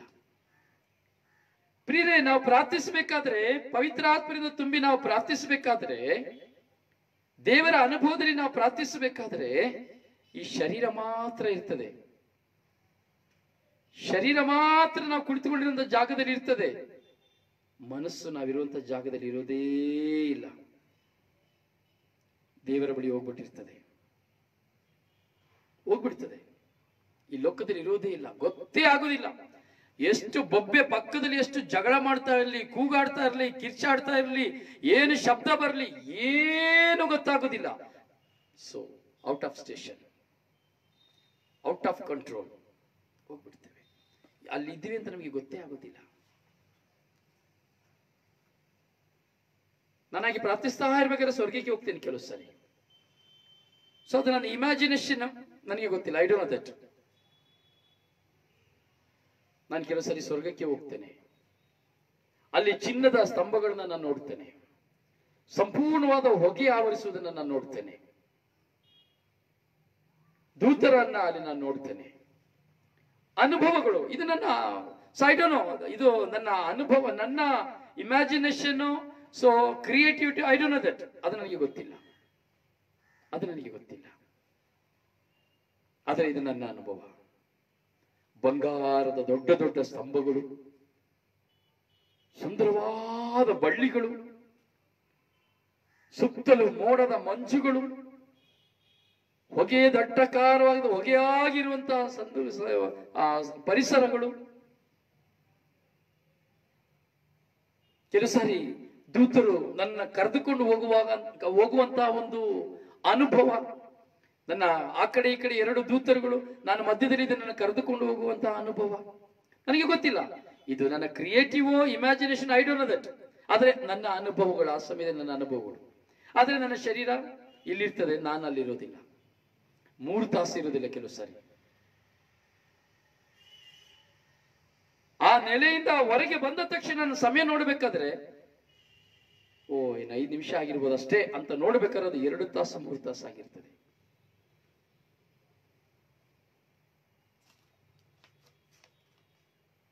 ಪ್ರಿಯ, ನಮ್ಮಲ್ಲಿ ಅನುಭವಗಳಾಗಬೇಕು. ಇದನ್ನ ಯಾಕೆ ನಿಮ್ಮ ಮುಂದೆ ಹೇಳ್ತಾ ಇದ್ದೇನೆ ಅಂದ್ರೆ, ನನಗಿಂತ 100 ಪಟ್ಟು ಅನುಭವಗಳು ನೀವು ಅನುಭವಿಸಬೇಕು. ನಾನು ಹೇಳೋದನ್ನ ನೀವು ಕೇಳ್ತಾ ಇದ್ದೀರಿ ನಿಜ, ಆದರೆ ನಿಮ್ಮ ಜೀವನದಲ್ಲಿ ಇವ್ರಿಗಿಂತ ನಾನು ಹೆಚ್ಚಾಗಿ ಅನುಭವಿಸಬೇಕು ಅನ್ನೋದು ಚಾಲೆಂಜಿಂಗ್ ಬರಬೇಕು ನಿಮ್ಮ ಲೈಫಲ್ಲಿ. ಅವ್ರು ನಿಜ ಹೇಳ್ತಾ ಇದ್ದಾರೋ, ಕ್ರಿಯೇಟಿವ್ ಹೇಳ್ತಾ ಇದ್ದಾರೋ, ಇಮ್ಯಾಜಿನೇಷನ್ ಹೇಳ್ತಾ ಇದ್ದಾರೋ, ಕಥೆಯಾಗಿ ಹೇಳ್ತಾ ಇದ್ದಾರೋ, ಡಮ್ಮಿಯಾಗಿ ಹೇಳ್ತಾ ಇದ್ದಾರೋ, ಏನೇನು, ಆದರೆ ನನ್ನ ಜೀವನದಲ್ಲಿ ನಾನು ಇದನ್ನ ಅನುಭವಿಸಬೇಕು ಎಂಬುದಾಗಿ ನಿಮ್ಮಲ್ಲಿ ಬರಬೇಕು. ನಾನು ಅದನ್ನೇ ಆಶಿಸೋದು. ನನಗಿಂತ 100 ಪಟ್ಟು ವಿಶ್ವಾಸದಲ್ಲಿ ನೀವು ಬಲ ಹೊಂದಬೇಕು. ನೀವು ಇದನ್ನ ಇನ್ನೊಬ್ಬರ ಕುರಿತು ಆಶಿಸಬೇಕು.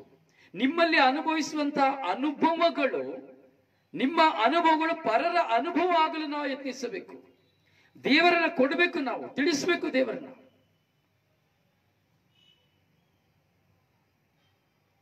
ನೋಡಿ, ನಾನು ಕುತ್ಕೊಂಡಿರೋ ನಾನು ಹಾಗೇ ಮೇಲೆ ಬರ್ತೇನೆ ಅಂದ್ರೆ ಯಾರು ನಂಬ್ತಾರ? ತಲೆ ಕೆಟ್ಟಿದವನಿಗೆ ಅಂತ ಹೇಳ್ತಾರೆ, ನಮ್ಮ ಮುಂದೆ ಬರಲಿ ಅಂತ ಹೇಳ್ತಾರೆ. ಪ್ರಿಯರೇ, ನಾವು ವೈಯಕ್ತಿಕವಾಗಿ ಅನುಭವಗಳನ್ನ ಕೇಳಿ ಪಡ್ಕೊಳ್ಬೇಕು ಪವಿತ್ರಾತ್ಮರಿಂದ. ಒಂದು ದಿನ ನಾನು ದೇವಾಲಯದಲ್ಲಿ ಮೊಕ್ಕಡಿಯಾಗಿ ಪರಮಪ್ರಸಾದ ಪೆಟ್ಟಿಗೆ ಮುಂದೆ ನಾನು ಮಲಗಿದ್ದೇನೆ. ನಾನು ಮೊಕ್ಕಡೆ ಮಲಗಿ ಪ್ರಾರ್ಥಿಸೋದು ತುಂಬಾ ಇಷ್ಟ. ಮಲಗಿದ್ದೇನೆ. ಹಿಂದೆ ದೇವಾಲಯದ ಬಾಗಿಲಲ್ಲಿ ಪಾರಿವಾಳಗಳು ಕುಟ್ರು ಕುಟ್ರು ಕುಟ್ರು ಕುಟ್ರು ಅಂತ ಪಾರಿವಾಳಗಳು ಹೊಡಿತಾ ಇದೆ. ನಾನು ದೇವರಲ್ಲಿ ಮಾತನಾಡಿ ಹೇಳ್ತೇನೆ, ಪವಿತ್ರಾತ್ಮರೇ, ನೀವು ಪಾರಿವಾಳದ ಸಂಕೇತವಾಗಿದ್ದೀರಿ. ನೀವು ನನ್ನನ್ನು ಮೆಚ್ಚುವುದಾದರೆ ಆ ಪಾರಿವಾಳವು ನನ್ನ ಮುಂದೆ ಬಂದು ಕುತ್ಕೊಳ್ಬೇಕು. ನಾನು ಮೊಕ್ಕಡೆ ಬಿದ್ದಿದ್ದೇನೆ. ಮುಂದುಗಡೆ ಪರಮಪ್ರಸಾದ ಅಡೋರೇಷನ್ ಇದೆ. ನಾನು ಮೊಕ್ಕಡೆ ಬಿದ್ದಿದ್ದೇನೆ. ಪಾರಿವಾಳ ಸುಮಾರು ಒಂದು 100 ಅಡಿ ಹಿಂದೆ ಇದೆ, ಮೇಲೆ ಇದೆ. ಶಬ್ದವನ್ನು ಕೇಳ್ತಾ ಇದ್ದೇನೆ. ನಾನು ದೇವರಿಗೆ ಹೇಳ್ತಾ ಇದ್ದೇನೆ, ಅದು ನನ್ನ ಮುಂದೆ ಬಂದು ಕುತ್ಕೊಳ್ಬೇಕು. ಸಾಧ್ಯವಾ? ಖಂಡಿತ ಸಾಧ್ಯ. ನಿಮ್ಮ ಪ್ರಾರ್ಥನೆ, ನನ್ನ ಪ್ರಾರ್ಥನೆ ವಿಶ್ವಾಸವಾದರೆ ಖಂಡಿತವಾಗಿಯೂ ಸಾಧ್ಯ.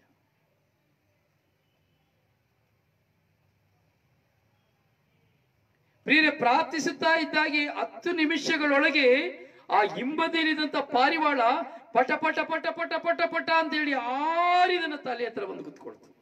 ತಲೆ ಮೇಲೆ ಕುತ್ಕೊಳ್ಳಿಲ್ಲ, ತಲೆ ಎದುರುಗಡೆ ಬಂದು ಕುತ್ಕೊಳ್ತು. ಇದು ನನ್ನ ಅನುಭವ.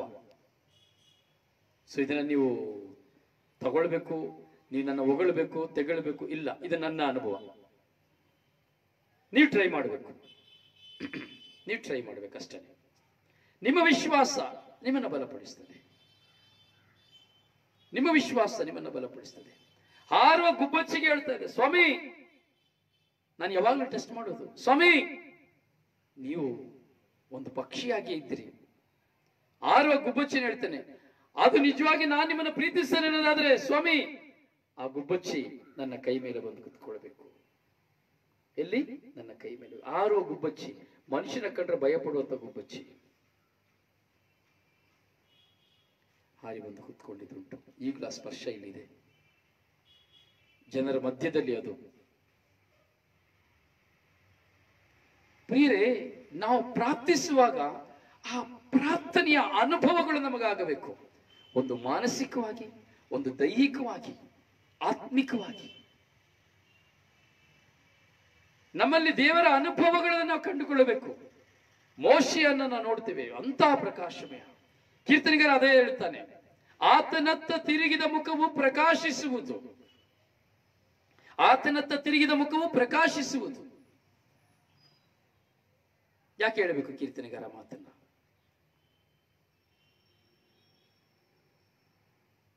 ಆತನತ್ತ ತಿರುಗಬೇಕು.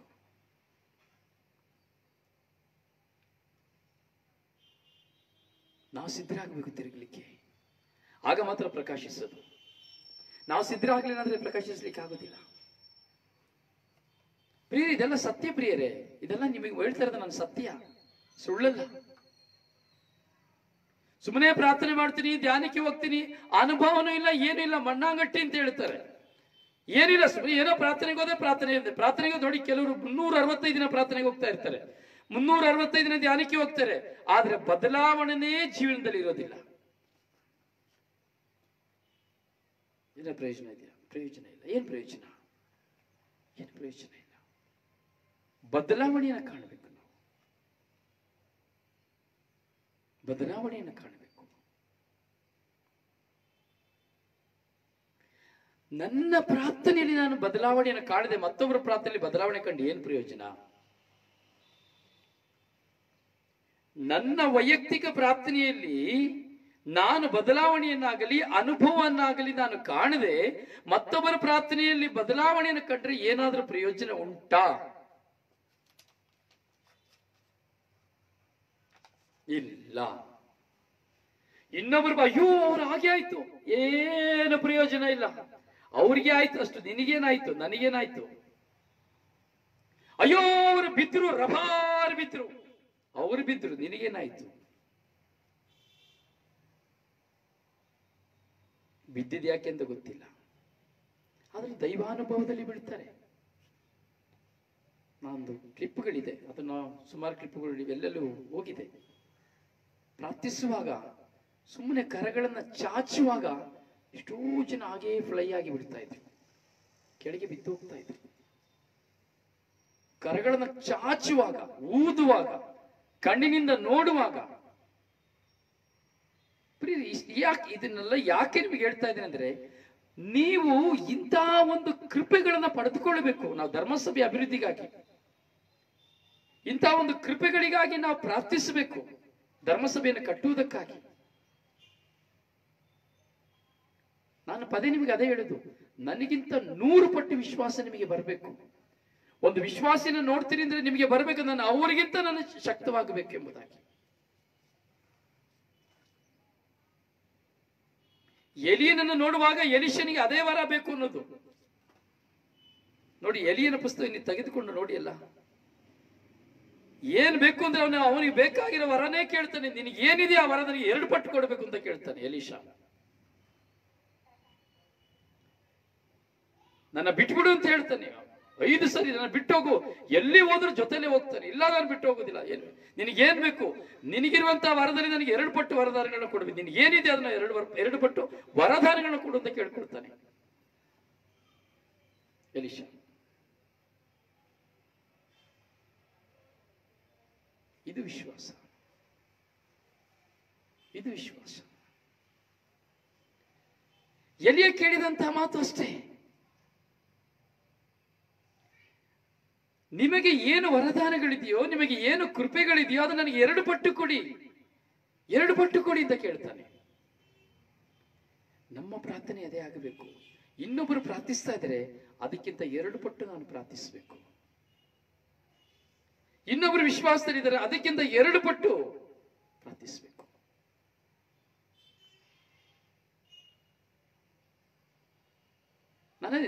ನನ್ನ ಅನುಭವಕ್ಕಿಂತ 100 ಪಟ್ಟು ಅನುಭವ ನಿಮ್ಮದಾಗಬೇಕು. ನಾನ್ ಕರೆಯುವಾಗ ಪಾರಿವಾಳ ನನ್ನ ಹತ್ರ ಬರ್ತಾ ಇದೆ, ನಾನ್ ಕರೆಯುವಾಗ ಗುಬ್ಬಚ್ಚಿ ನನ್ನ ಹತ್ರ ಬರ್ತಾ ಇದೆ, ನಾನು ಪ್ರಾರ್ಥಿಸುವಾಗ ಕೆಳಗೆ ಬೀಳ್ತಾ ಇದ್ದಾರೆ, ನಾನು ಊದುವಾಗ ಗಾಳಿಯಿಂದ ಊದುವಾಗ ಕೆಳಗೆ ಬೀಳ್ತಾ ಇದ್ದಾರೆ. ಯಾಕೆ ನಿಮಗೆ ಸಾಧ್ಯವಿಲ್ವಾ? ಖಂಡಿತವಾಗಿ ಸಾಧ್ಯ. So you are all childrens of God. ದೇವರ ಪ್ರಸನ್ನತೆಯಲ್ಲಿರುವಂತಹ ಮಕ್ಕಳು ನೀವೆಲ್ಲ,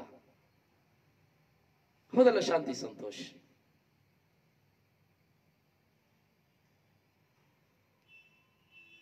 ಸೊ ನಾನು ದೇವರ ಅನುಭವನ ಕೊಂಡುಕೊಳ್ಳಬೇಕು, ಮುಖಾಚಾರ್ಯ ಮಾರ್ಪಾಡಾಗಬೇಕು.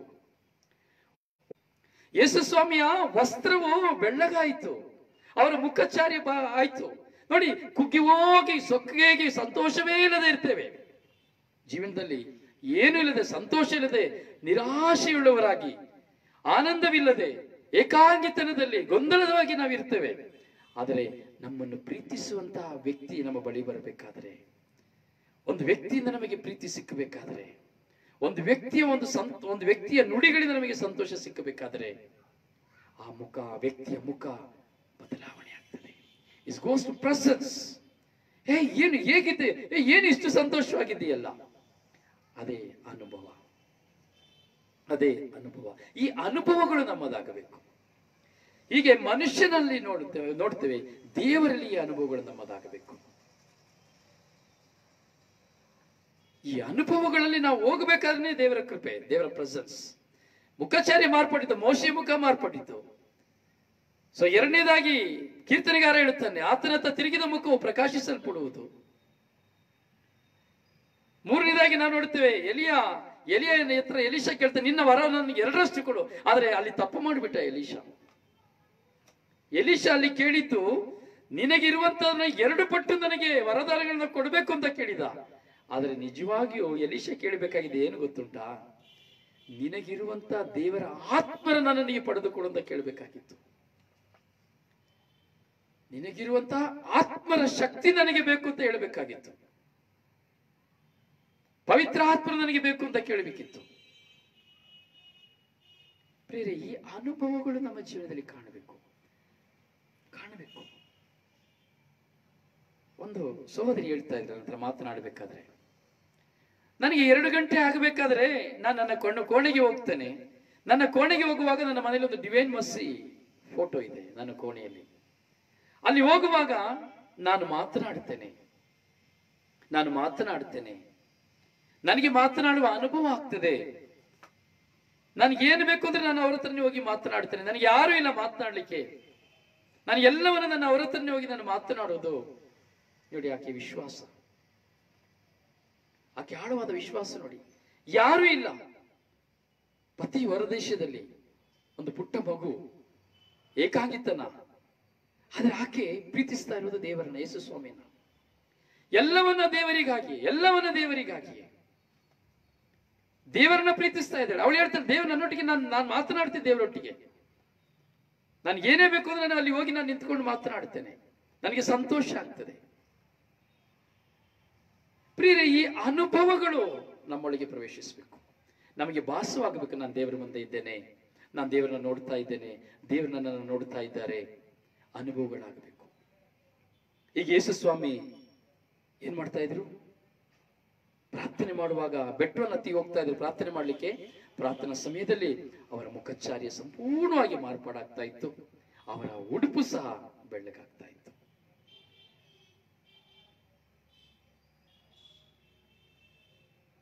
ನಮ್ಮ ಮುಖ ಬದಲಾವಣೆ ಆಗ್ತಾ ಇದೆಯಾ? ಅಥವಾ ನಮ್ಮ ಉಡುಪು ಬೆಳ್ಳಗೆ ಆಗ್ತಾ ಇದೆಯಾ? ಅಥವಾ ಆಕಾಶ ತೆರೀತಾ ಇದೆಯಾ? ಶಬ್ದ ಕೇಳ್ತಾ ಇದೆಯಾ? ಇವತ್ತು ಏನ್ ತೆರೀತಾ ಇದೆ ಇವತ್ತು ನಾವು ಪ್ರಾರ್ಥನೆ ಮಾಡಬೇಕಾದ್ರೆ? ನಮ್ಮ ಮನಸ್ಸು ದೇವರ ಹತ್ರ ತೆರೀತಾ ಇದೆಯಾ? ನನ್ನ ಹೃದಯ ದೇವರ ಹತ್ರ ತೆರೀತಾ ಇದೆಯಾ? ನನ್ನ ಚಿಂತೆಗಳು ದೇವರ ಹತ್ರ ತೆರೀತಾ ಇದೆಯಾ? ನನ್ನ ಆಲೋಚನೆಗಳು ದೇವರ ಹತ್ರ ತೆರೀತಾ ಇದೆಯಾ? ಅಥವಾ ಬರೀ ಮನುಷ್ಯನ ಹತ್ರ ತೆರೀತಾ ಇದೆಯಾ? ಈ ಲೌಕಿಕವಾದ ಪ್ರಪಂಚದಲ್ಲಿ ನಾನು ನನ್ನದೇ ಆದ ಜೀವನವನ್ನು ನಾನು ಮಾಡ್ತಾ ಇದ್ದೇನಾ? ನಾವು ಧ್ಯಾನಿಸಬೇಕು.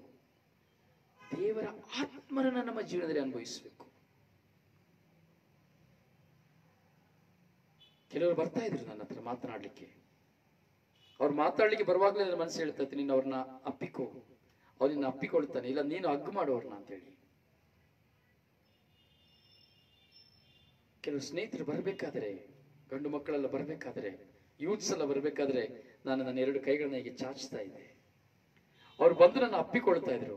ನಾನು ಹಾಗೆ ಯೇಸುವೇ ಅಂತೇಳಿ ನನ್ನ ಕೈ ಹಿಡಿದ ತಕ್ಷಣ ಹೀಗೆ ನಿಂತಿದ್ದವ್ರು ಹಾಗೆಯೇ ಕುಸಿದು ಹೋಗ್ತಾ ಇದ್ರು,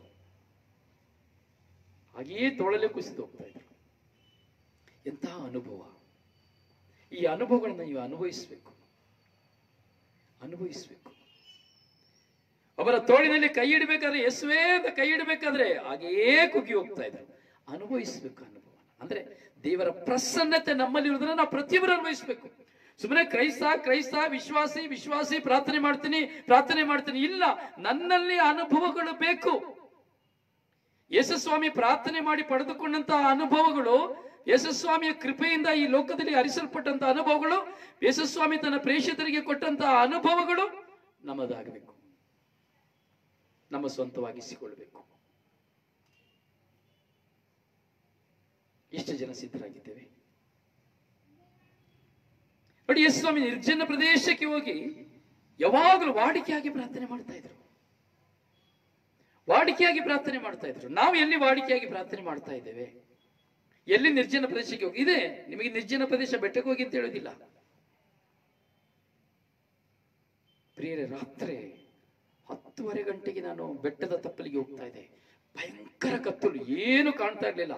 ನನಗೆ ಕಾಣ್ತಾ ಇದ್ದಿದ್ದು ಒಂದನೇ, ಈ ರಾತ್ರಿ ಈ ಕತ್ತಲಲ್ಲಿ ಬೆಳಕಿನ ಕೀಟ ಇದೆ, ಒಂದು ಬೆಳಕಿನ ಕೀಟ ಎಲ್ಲ ಕಿಚ್ ಕಿಚ್ ಕಿಚ್ ಕಿಚ್ ಕಿಚ್ ಎಲ್ಲ ಹೀಗೆ ಮಿಣ ಅಂತ ಹಾರ್ತಾ ಇರ್ತದೆ. ಕತ್ತಲಿ ಗೋ ಅಂತ, ಈ ಕಡೆ ಕಬ್ಬಿನ ಗದ್ದೆ, ಈ ಕಡೆ ಕೆರೆ, ಹೀಗೆ ಹಲವು ವಿಧವಾದಂತ ಭಯಂಕರ ಸನ್ನಿವೇಶಗಳು. ಒಂದು ಜಿಲ್ಲ ಇಲ್ಲಿ ಮನೆಯಿಂದ ಸುಮಾರು ಅದು 2 ಕಿಲೋಮೀಟರ್ ದೂರ, 2 ಕಿಲೋಮೀಟರ್, ಎಸ್ ಅಫ್ಕೋರ್ಸ್ ನಿರ್ಜನ ಪ್ರದೇಶ. ಹೋಗಿ ಮೂಲೆಯ ತಪ್ಪಲಲ್ಲಿ ಆ ಕತ್ತಲೆಯಲ್ಲಿ ಹೋಗಿ ಕುತ್ಕೊಂಡು ಕಣ್ಣು ಮುಚ್ಚಿಕೊಳ್ತಾ ಇದೆ. ಕತ್ತಲೆಯಲ್ಲಿ ಹೋಗಿ ಕಣ್ಣು ಮುಚ್ಚಿ ಪ್ರಾರ್ಥನೆ ಮಾಡ್ತಾ ಇದೆ. ಹೇಗೆ ಸಾಧ್ಯ ಪ್ರಾರ್ಥನೆ ಮಾಡಿ? ಹೇಗೆ ಸಾಧ್ಯ? ಆ ರಾತ್ರಿ 10:30 ಗಂಟೆಯಲ್ಲಿ ನಿರ್ಜನ ಭಯಕ್ಕೆ ಮನೇಲಿ ಕುತ್ಕೊಂಡು ಪ್ರಾರ್ಥನೆ ಅಂದ್ರೆ, ನಾನು ಪ್ರಾರಂಭದಲ್ಲಿ ಅದೇ ಹೇಳಿದೆ, ನಾವು ಪ್ರಾರ್ಥಿಸ್ಲಿಕ್ಕೆ ದೇವರಿಗೆ ನಮಗೆ ನಾವು ದೇವರಿಗೆ ಸ್ವಂತವಾಗಿದ್ದೇವೆ ಎಂಬುದಾದ್ರೆ, ದೇವರಿಗೆ ನಾವು ಪ್ರಿಯರಾಗಿದ್ದೇವೆ ಅಂದ್ರೆ, ದೇವರು ನಮ್ಮನ್ನು ಕರ್ಕೊಂಡು ಹೋಗ್ತಾರೆ, ನಿರ್ಜನ ಪ್ರದೇಶಕ್ಕೆ ಕರ್ಕೊಂಡು ಹೋಗ್ತಾರೆ. ಮಗನಿಗೆ ನಾನು ನೋಡಿ, ಉದಾಹರಣೆಗೆ ಇದಕ್ಕೊಂದು ಚಿಕ್ಕ ಉದಾಹರಣೆ ಕೊಟ್ಟು ನಾನು ಮುಗಿಸ್ತೇನೆ. ಸೊ ಯಾರು ತುಂಬಾ ಕ್ಲೋಸ್ ಫ್ರೆಂಡ್ಸ್ ಇರ್ತಾರೆ, ನಾವೇನ್ ಮಾಡ್ತೇವೆ? ಬಾ ಆ ಕಡೆ ಕುತ್ಕೊಂಡು ಹೋಗಿ ಮಾತಾಡೋಣ, ಇಲ್ಲೆಲ್ಲರೂ ಇದ್ದಾರೆ, ತಂದೆ ಇದ್ರು ಸರಿ, ತಾಯಿ ಇದ್ರು ಸರಿ, ಗಂಡ ಇದ್ರು ಸರಿ, ಹೆಂಡತಿ ಇದ್ರು, ಯಾರಿದ್ರು ಸರಿ, ತುಂಬಾ ಕ್ಲೋಸ್ ಆಗಿರ್ಬೇಕಾದ್ರೆ ಏನ್ ಮಾಡ್ತೇವೆ ನಾವು? ಬಾ ನಾವು ಅಲ್ಲಿ ಹೋಗೋಣ, ಜಸ್ಟ್ ಹೋಗಿ ಬಾ, ಒಂದು ವಾಕಿಂಗ್ ಹೋಗಿ ಬರೋಣ, ಇಲ್ಲಾಂದ್ರೆ ಬಾ ಸುಮ್ಮನೆ ಜಸ್ಟ್ ಅಲ್ಲಿ ಹೋಗಿ ಒಂದು ಪಾರ್ಕ್ ಇದೆ, ಪಾರ್ಕಿಗೆ ಹೋಗಿ ಬರೋಣ, ಇಲ್ಲಾಂದ್ರೆ ಒಂದು ಹೋಟೆಲ್ಗೆ ಹೋಗಿ ಬರೋಣ, ಅಲ್ಲಿ ಹೋಗಿ ನಾವು ಮಾತಾಡಿ ಬರೋಣ. ಏಕಾಂಗಿಯಾಗಿ ಕರ್ಕೊಂಡು ಹೋಗ್ತೇವೆ. ಸೊ ನೋಡಿ, ಆ ಪರ್ಸನಲ್ ಕಮ್ಯುನಿಕೇಶನ್ ಒಬ್ಬ ಮನುಷ್ಯನಲ್ಲಿ ಇದೆ, ನನ್ನಲ್ಲಿ ನಿಮ್ಮಲ್ಲಿ ಇದೆ. ದೂರವಾಗಿ ಕರ್ಕೊಂಡು ಹೋಗಿ ಮಾತನಾಡೋದು ಅನುಭವ ಇದೆ. ತುಂಬಾ ಆತ್ಮೀಯವಾಗಿದ್ದಾಗ ನಾವು ಫೋನ್ ಮಾಡ್ತಾ ಇರ್ತೀವಿ, ತುಂಬಾ ಆತ್ಮೀಯವಾಗಿದ್ದಾಗ ನಾವು ಮನೆ ಬಿಟ್ಟು ಹೋಗಿ ಹೊರಗಡೆ ಹೋಗಿ ಫೋನ್ ಮಾಡ್ತೀವಿ. ವ್ಯಕ್ತಿಗಳಿದ್ರೆ ಅಥವಾ ರಸ್ತೆಯಲ್ಲಿ ಯಾರೋ ಜೊತೆಲಿದ್ರೆ ಅವ್ರನ್ನ ಬಿಟ್ಟು ಹೋಗಿ ನಾವು ದೂರ ಫೋನ್ ಮಾಡ್ತೀವಿ. ಅಂದ್ರೆ ವೈಯಕ್ತಿಕ, ಪರ್ಸನಲ್. ಹೀಗೆ ಬಂದ್ರೆ, ಮಿತ್ರ ಬಂದ್ರೆ ನಾವು ದೂರ ಕರ್ಕೊಂಡು ಹೋಗಿ ಪ್ರಾರ್ಥನೆ ಮಾಡ್ತೀವಿ. ಸೊ ದೇವರು ನಮ್ಮ ಜೊತೆ ಇರಬೇಕಾದ್ರೆ ನಾವು ಏಕಾಂಗಿತನದಲ್ಲಿ ನಿರ್ಜನ ಪ್ರದೇಶಕ್ಕೆ ಹೋಗಿ ದೇವರು ನಮ್ಮನ್ನು ಕರ್ಕೊಂಡು ಹೋಗ್ತಾರೆ. ಏಕಾಂಗಿತನಕ್ಕೆ ನಮ್ಮನ್ನು ಕರ್ಕೊಂಡು ಹೋಗ್ತಾರೆ. ಎಲ್ಲೆಲ್ಲೆಲ್ಲ ಕರ್ಕೊಂಡು ಹೋಗ್ತಾರೆ ಗೊತ್ತುಂಟಾ? ನಿಮಗೆ ಗೊತ್ತಿಲ್ಲ. ಎಲ್ಲೆಲ್ಲಾ ಕರ್ಕೊಂಡು ಹೋಗ್ತಾರೆ ಗೊತ್ತುಂಟಾ? ಎಷ್ಟು ಸುಂದರವಾದ ಸ್ಥಳಗಳಿಗೆ ಕರ್ಕೊಂಡು ಹೋಗ್ತಾರೆ ಗೊತ್ತುಂಟಾ? ಆವಾಗ ಭಯನೇ ಬರುವುದಿಲ್ಲ. ಇದು ಅನುಭವ ಪ್ರಿಯರೇ, ಅನುಭವ. ನಾವು ನಿರ್ಜನ ಪ್ರದೇಶಕ್ಕೆ ಹೋಗ್ತೀವಿ, ಏಕಾಂಗಿತನದಲ್ಲಿ ಎಲ್ಲಾದ್ರೂ ಹೋಗ್ಬಿಡ್ತೇವೆ. ಈ ಅನುಭವಗಳು ನಿಮಗೆ ಇದೆಯೋ ಇಲ್ವೋ ನನಗೆ ಗೊತ್ತಿಲ್ಲ. ಆದ್ರೆ ನಮ್ಮ ಇಲ್ಲಿ ಎಲ್ಲ ಸ್ವಲ್ಪ ಕಾಡು ತೋಟಗಳು ಇರೋದ್ರಿಂದ ನನ್ನ ಹಲವು ಕಾಲಗಳ ಅನುಭವಗಳು ಇದಲ್ಲ. ಏಕಾಂಗಿತನದಲ್ಲಿ ಹೋಗ್ಬೇಕು, ಅವಾಗಲೇ ನಾವು ದೇವರ ಪ್ರಸನ್ನತನ ಕಂಡುಕೊಳ್ಳಿಕ್ಕೆ ಸಾಧ್ಯ. ಇವತ್ತು ನಿಮ್ಮ ಮುಂದೆ ನಾನು ಶುಭ ಸಂದೇಶ ಸಾರ್ತಾ ಇದ್ದೀನಿ. ಯಾರು ಟೀಚರ್ ಇಲ್ಲ, ಯಾರು ಹೇಳ್ಕೊಡ್ತಾ ಇಲ್ಲ, ಏನು ಇಲ್ಲ. ಯಾರು ಗೊತ್ತಾ ಹೇಳ್ಕೊಡ್ತಾ ಇರೋದು? ಪವಿತ್ರಾತ್ಮರು. ಅವ್ರು ಏನ್ ಹೇಳ್ತಾ ಇದ್ದಾರೋ ನಾನು ಕೇಳ್ತಾ ಇದ್ದೀನಿ ಅಷ್ಟೇ. ನನ್ನಲ್ಲಿ ಏನ್ ಸುರಿಸ್ತಾ ಇದೆ, ಇಲ್ಲಿಂದ ಒಂದು ಸುರಿತಾ ಇದೆ, ಇಲ್ಲಿಂದ ಹೊರಗೆ ಬರ್ತಾ ಇದೆ ಅಷ್ಟೇ. ಒಂದೊಂದು ಅನುಭವಗಳು ನಮ್ಮ ಸ್ವಂತ ಅನುಭವಗಳಾಗಬೇಕು, ದೇವರನ್ನ ಕಂಡುಕೊಂಡಂತಹ ಅನುಭವಗಳಾಗಬೇಕು. ನಾವು ಪ್ರಾರ್ಥಿಸುವಾಗ ಮುಖಚಾರ್ಯ ಬದಲಾವಣೆ ಆಗಬೇಕು, ನಮ್ಮ ಸ್ಥಳ ಬದಲಾವಣೆ ಆಗಬೇಕು, ನಮ್ಮ ಪ್ರಾರ್ಥನೆಯಲ್ಲಿ ಅನುಭವ ಬದಲಾವಣೆ ಆಗಬೇಕು. ಈ ಎಲ್ಲ ಅನುಭವಗಳು ನಮ್ಮಲ್ಲಿ ಬರಬೇಕಾದ್ರೇನೆ, ಸೊ ದಟ್ಸ್ ಗಾಡ್ಸ್ ಪ್ರೆಸೆನ್ಸ್. ಆತನತ್ತ ತಿರುಗಿದ ಮುಖವು ಪ್ರಕಾಶಿಸುವುದು. ಸೊ ಇವತ್ತು ಯೋಚನೆ ಮಾಡಿ, ನಿಮ್ಮಲ್ಲಿ ಯಾವ ಅನುಭವ ಇದೆ, ಯಾವ ಅನುಭವ ಆಗ್ತಾ ಇದೆ ಎಂಬುದನ್ನು ಯೋಚನೆ ಮಾಡಿ. ಸೊ ನಿಮ್ಮಲ್ಲಿ ಇವತ್ತೊಂದು ನಿರ್ಧಾರ ಬರಲಿ, ನಾನು ಈ ಬ್ರದರ್ಗಿಂತ ಇವರಿಗಿಂತ ಹೆಚ್ಚಾಗಿ ದೇವರ ಅನುಭವ ನಾನು ಪಡ್ಕೊಳ್ಬೇಕು. ಸೊ ಅದಕ್ಕೆ ನಾನು ಏನ್ ಮಾಡಬೇಕು? ಸಿದ್ಧನಾಗಬೇಕು.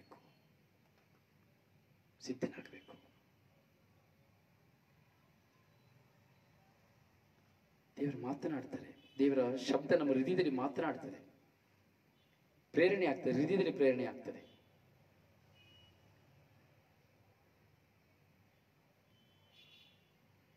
ಕೆಲವು ಸಾರಿ ನಾವು ನೋಡ್ತೇವೆ, ಸ್ಪಿರಿಚುವಲ್ ಆಗಿ ನಮಗೆ ಯಾರಾದರೂ ಸಿಗ್ತಾರೆ, ದೇವರು ಕಳಿಸಿಕೊಡ್ತಾರೆ. ನೀನು ಔಸ್ಕೊಂಡು ಕುತ್ಕೊಂಡಿದ್ರೆ ನೀನು ಹೊರಗಡೆ ಕರ್ಕೊಂಡು ಬರ್ಲಿಕ್ಕೆ ಕರೆಸಿಕೊಡ್ತಾರೆ.